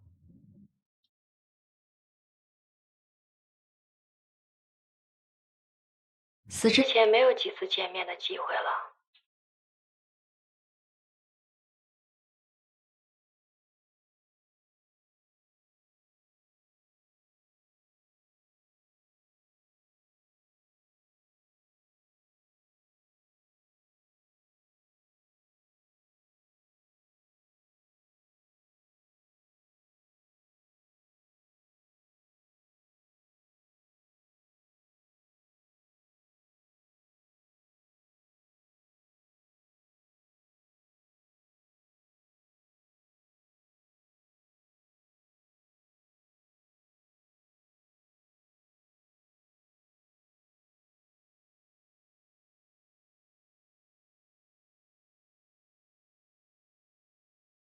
这边请。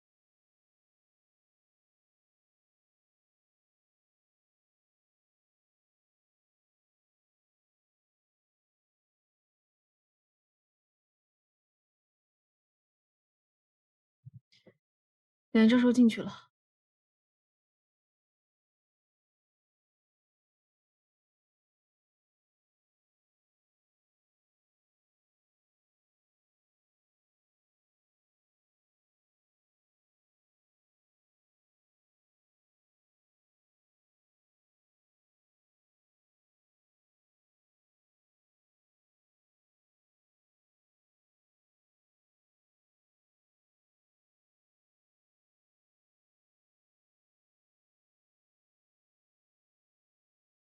好久不见。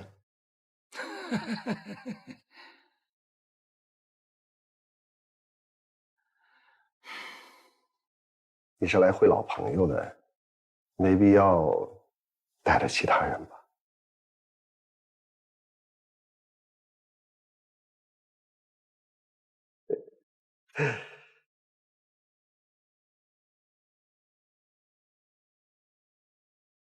哦，你们休息好了，我要跟老朋友相聚了。戴着这个也不舒服。梁教授被发现了，他自己把窃听器取下来了。不会有问题的。拿到隔壁就收不到了啊！不要毁了，这是公家财产啊。需要这样吗？每个客人来你们都这样对待啊？哼，这个是你当年送我的，还记得吗？当然记得，我也一直带着。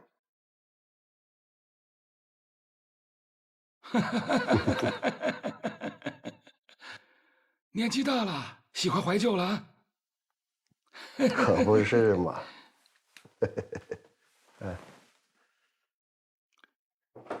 谢谢。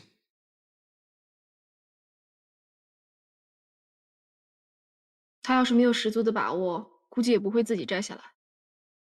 但是这还是第一次他去见犯罪嫌疑人，不带任何录影装备取证。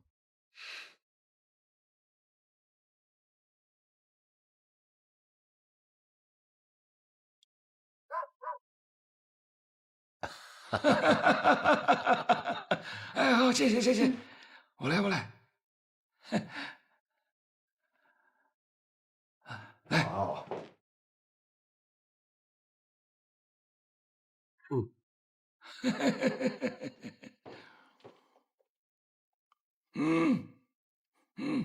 还不错吧？30年前我们分道扬镳，以为不可能再相见了，没想到今天还能相聚在一起喝红酒。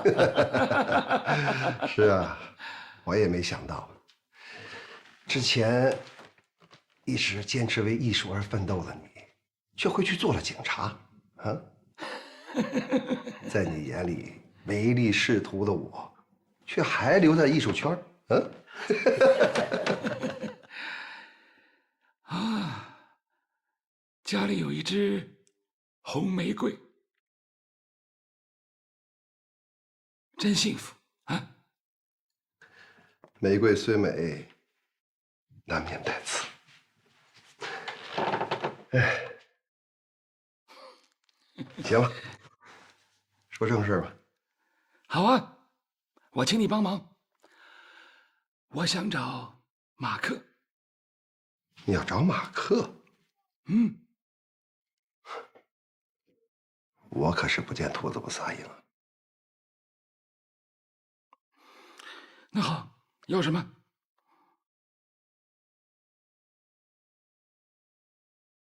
我想做个交易，我要上帝之手，不是一个，我要全部。那可是警方的政务啊！哎呦，这做警察可真是搞收藏的最佳选择啊！不管什么东西，只要说是证物，随时都可以带走。哎，少了一只眼睛，果然比较偏见。不说这个，说那个马克，你了解马克多少？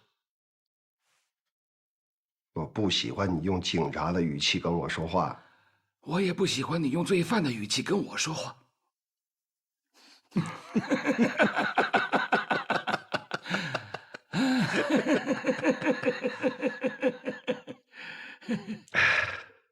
实话告诉你吧，马克是个疯子，十足的疯子。他当然是个疯子。你用那么高的价钱想要买上帝之手，他都无动于衷，你说他还不疯？哼哼，远比你想象的更严重。你离开这个圈太久了。是吗？那问题是，你比他更疯。你眼睛坏了多久啊？很严重吗？是不是要把它摘除了？于是你想到，啊，我可以找马克帮我做一个琥珀的眼镜。没想到他对你的钱没有兴趣。然后你又想到利用你的玫瑰。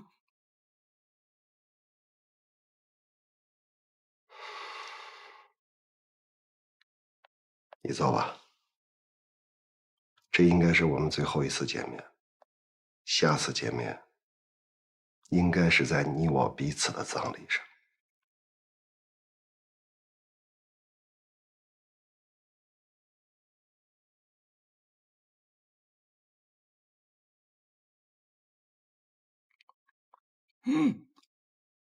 很名贵的红酒。谢了。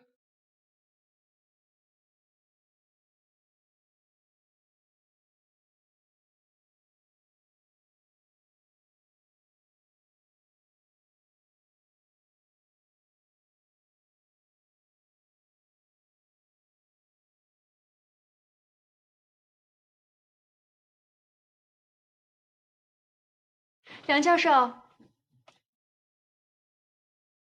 送给您。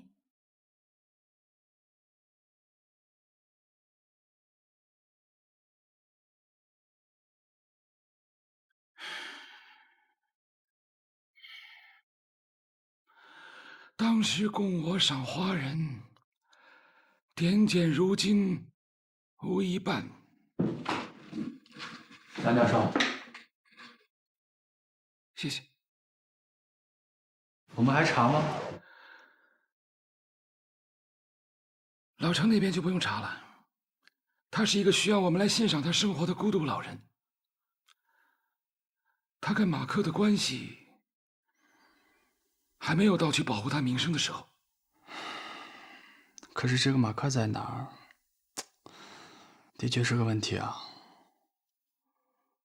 明天应该有新消息了吧？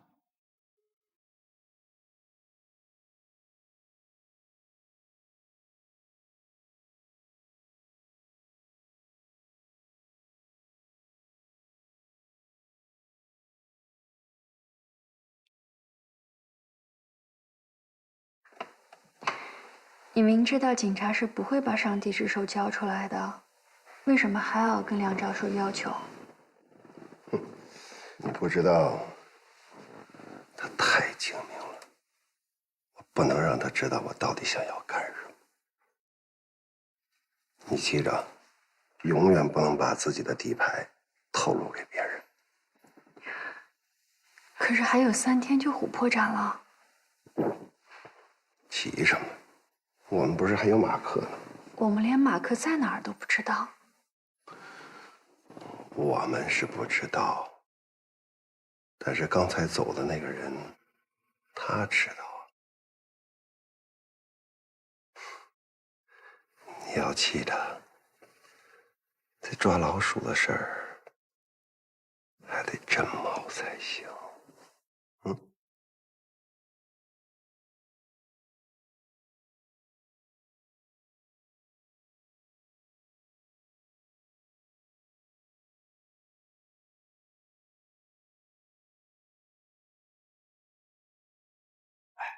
这个人像不像马克？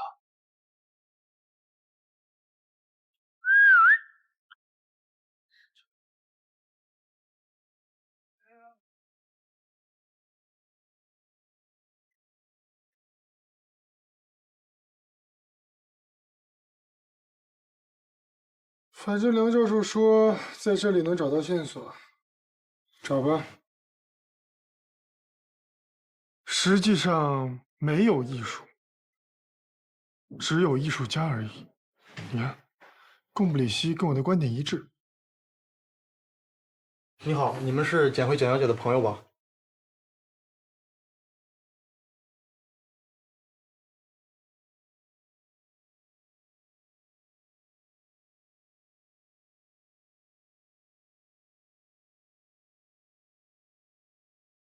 写诗的人呢？那个疯子早不知道死哪儿去了。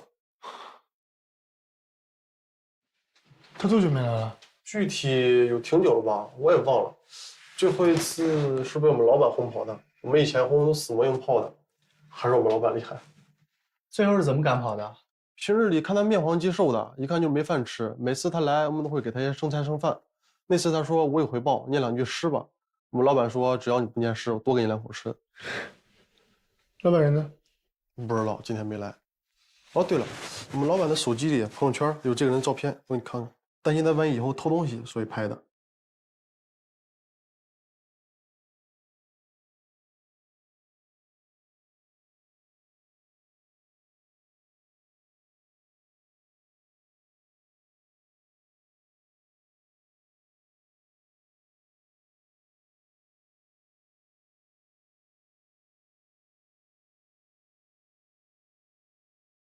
就是你看那天的巡回来了。灯塔的光烤化了黑夜的黑，槐花香里藏着望乡的孤魂。不小心把地址写下来了。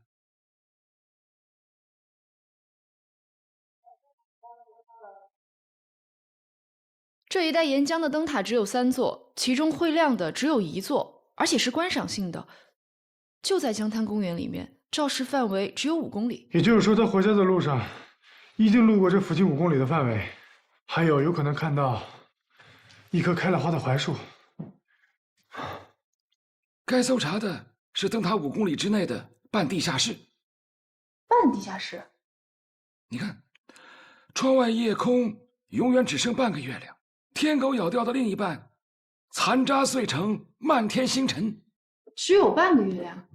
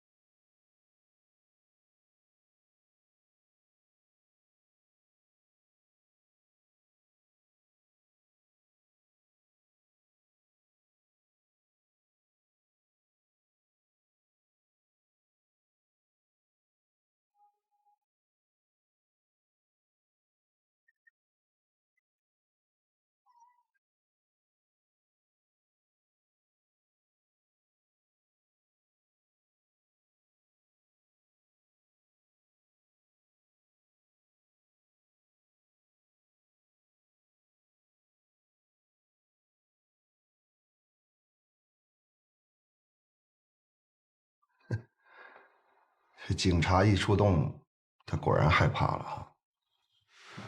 好吧，那就约他2点钟过来吧，去医院之前见一面。知道了。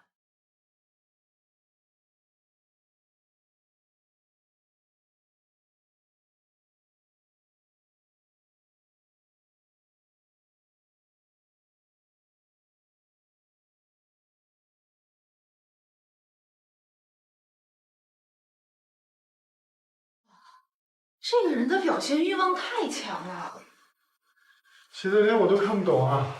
就是这样。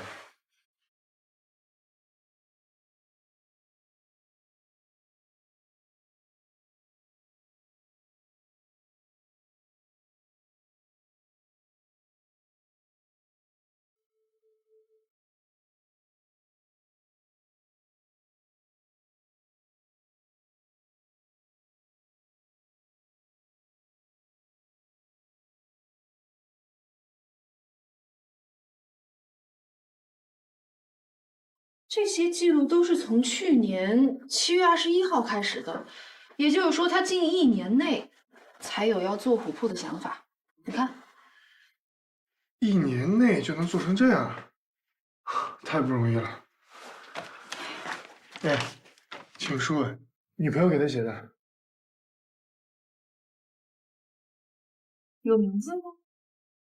这应该是3年前写的。一个女孩写给马克的，还能保存的这么好。还有一张。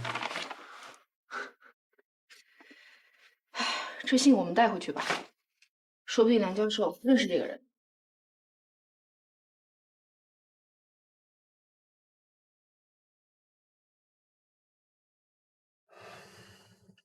马克不回家，他会去哪儿？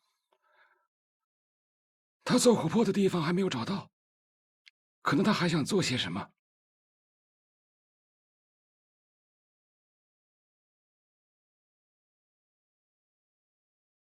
信是简慧写的，不可能吧？那种女孩会看上马克？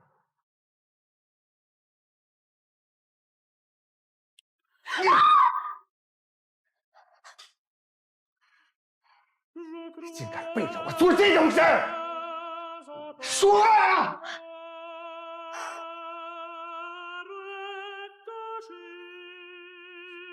那是以前的事情，我没有做对不起你的事。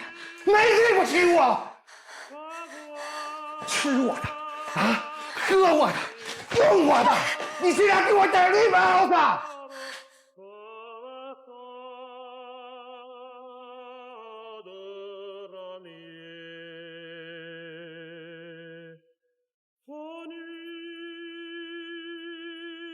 干什么你？放手！你就是为了过这样的日子才离开我的吗？这是我自己的事情，你管不了，也管不着。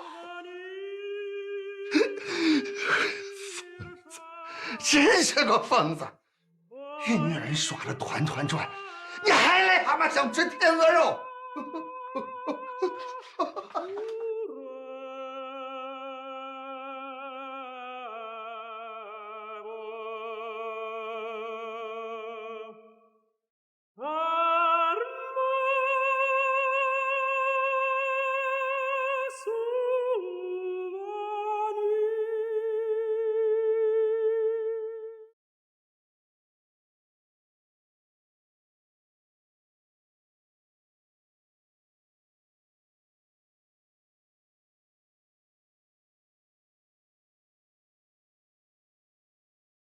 老陈，老陈，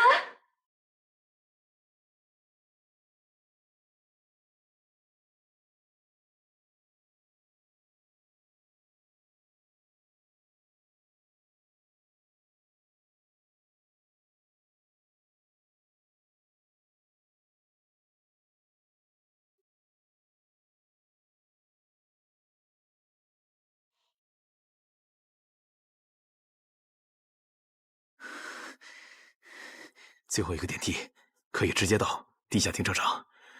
好，好的，我知道。走吧。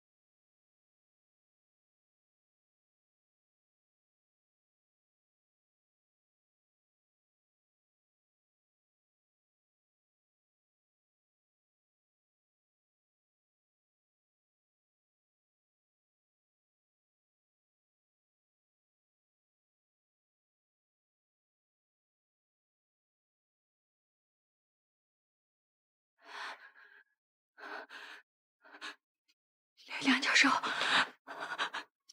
救救老陈吧！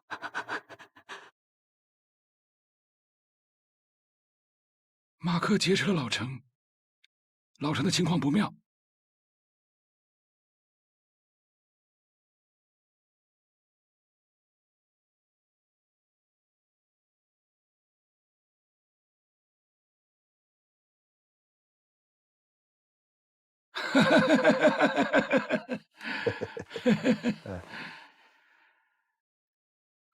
谢谢。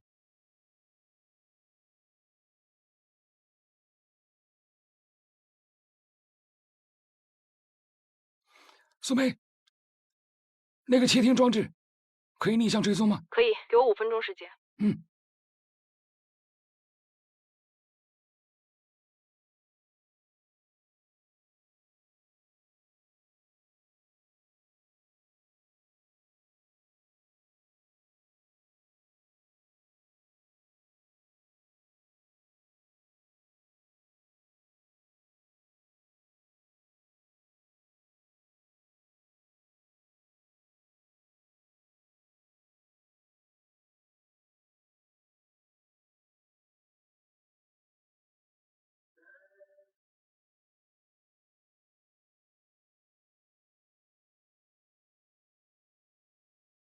味道。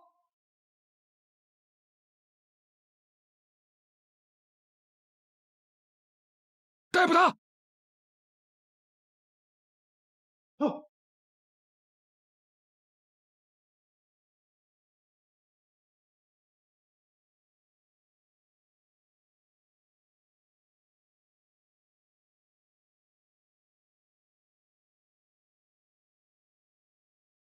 救护车！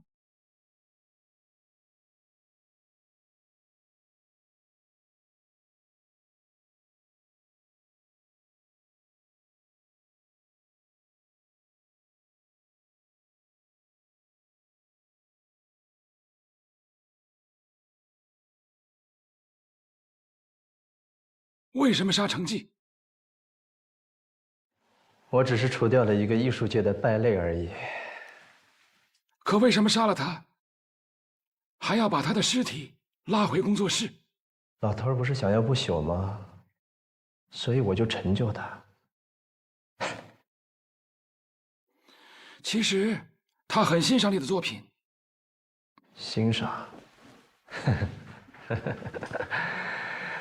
一个艺术界的败类，他眼里的欣赏，不过是一堆臭钱而已。如果我不合作，他就找人顶替我，仅此而已。我很喜欢你的诗歌，尤其是你跟简慧的情诗。其实你恨程记，不只是因为他对你作品的态度，更因为简慧。他说，如果你有钱了，你想要什么样的女人，你都能得到。是的，所以我放下尊严去找她。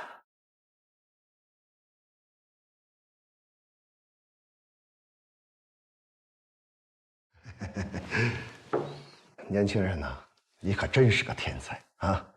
一出手就能做出这么精彩的物件来，好啊！谢谢您的赏识。过几个月我就要举办艺术节，你一旦亮相，必定是前途无量。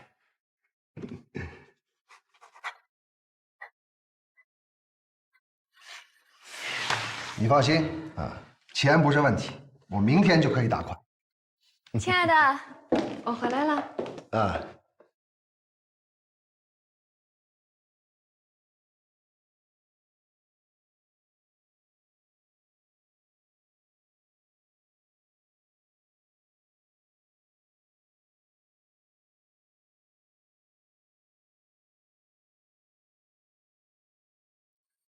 你放心啊，只要你有了钱，什么样的女人都可以得到。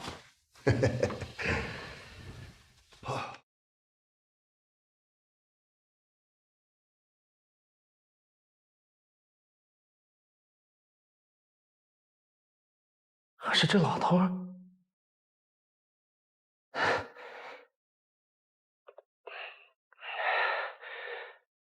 总之，我不过是净化了这个世界。何罪之有？你杀了人，不论什么理由，都不能减轻你的罪，不可能的。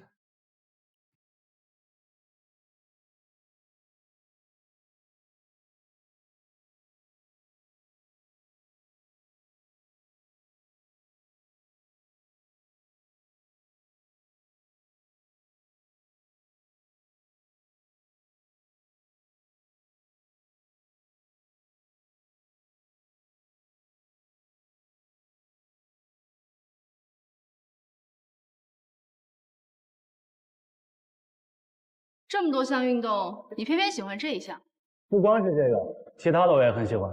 哎，很多天才都死于击剑格斗当中，比如说诗人普希金。这项运动是属于天才的运动，因为它优雅灵巧，跟那些散打呀、拳击啊还真不一样，不是那些野蛮的人可以轻松驾驭的。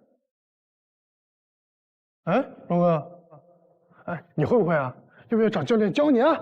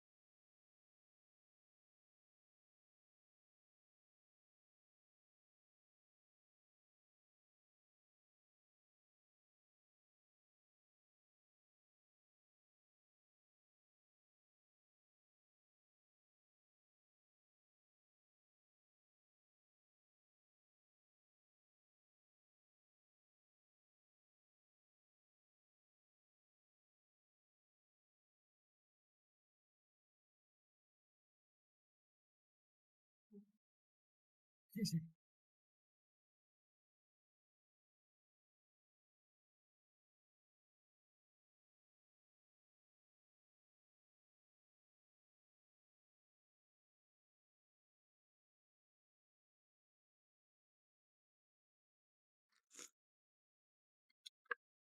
原来老程上一次请我来的目的，是想帮我安装这个窃听器。他一直想让马克出山。这支笔呢，是老程的遗物，知道吗？它有一个作用，那就是录音。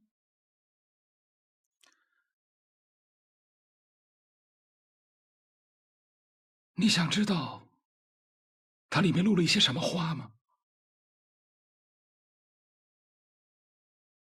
想啊，不过我想都是些无关紧要的事情吧，不然梁教授现在也不会坐在这儿跟我一起喝茶了。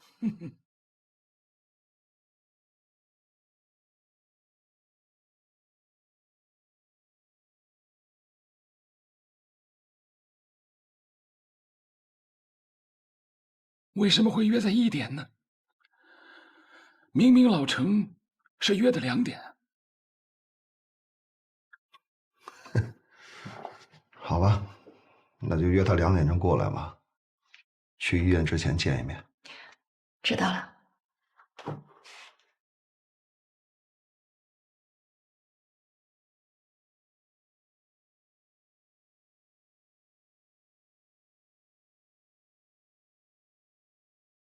老程约你1点见面。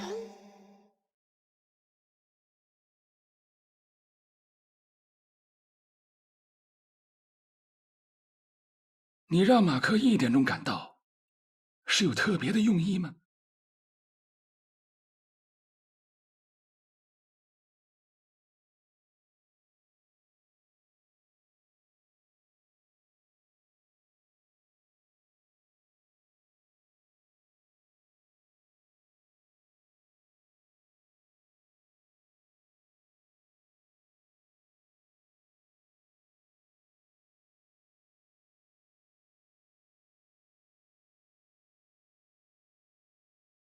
说啊！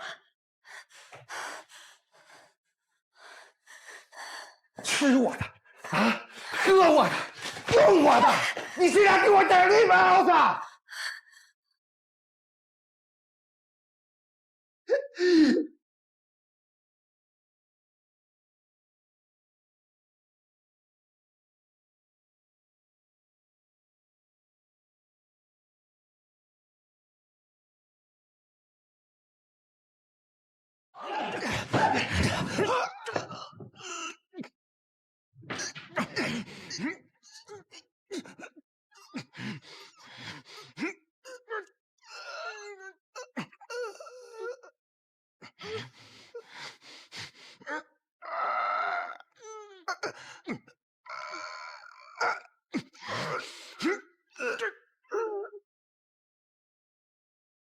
可能是我把时间给记错了吧。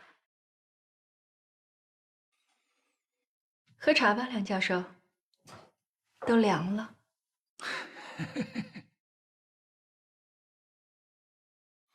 马克知道他心爱的人在利用他吗？我看梁教授不仅是写诗写得好，写小说都不成问题了。好，我告辞了，谢谢。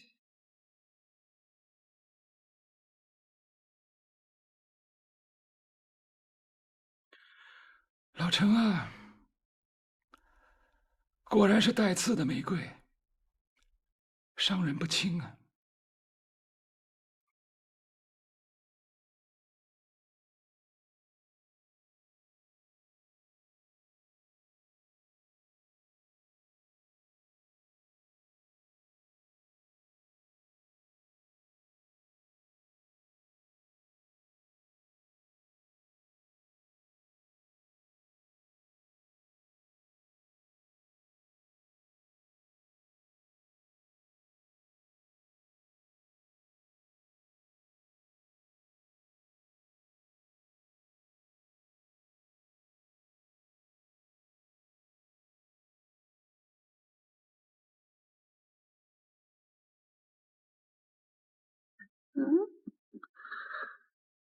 让你跟我这样一个一无所有的人委屈你了。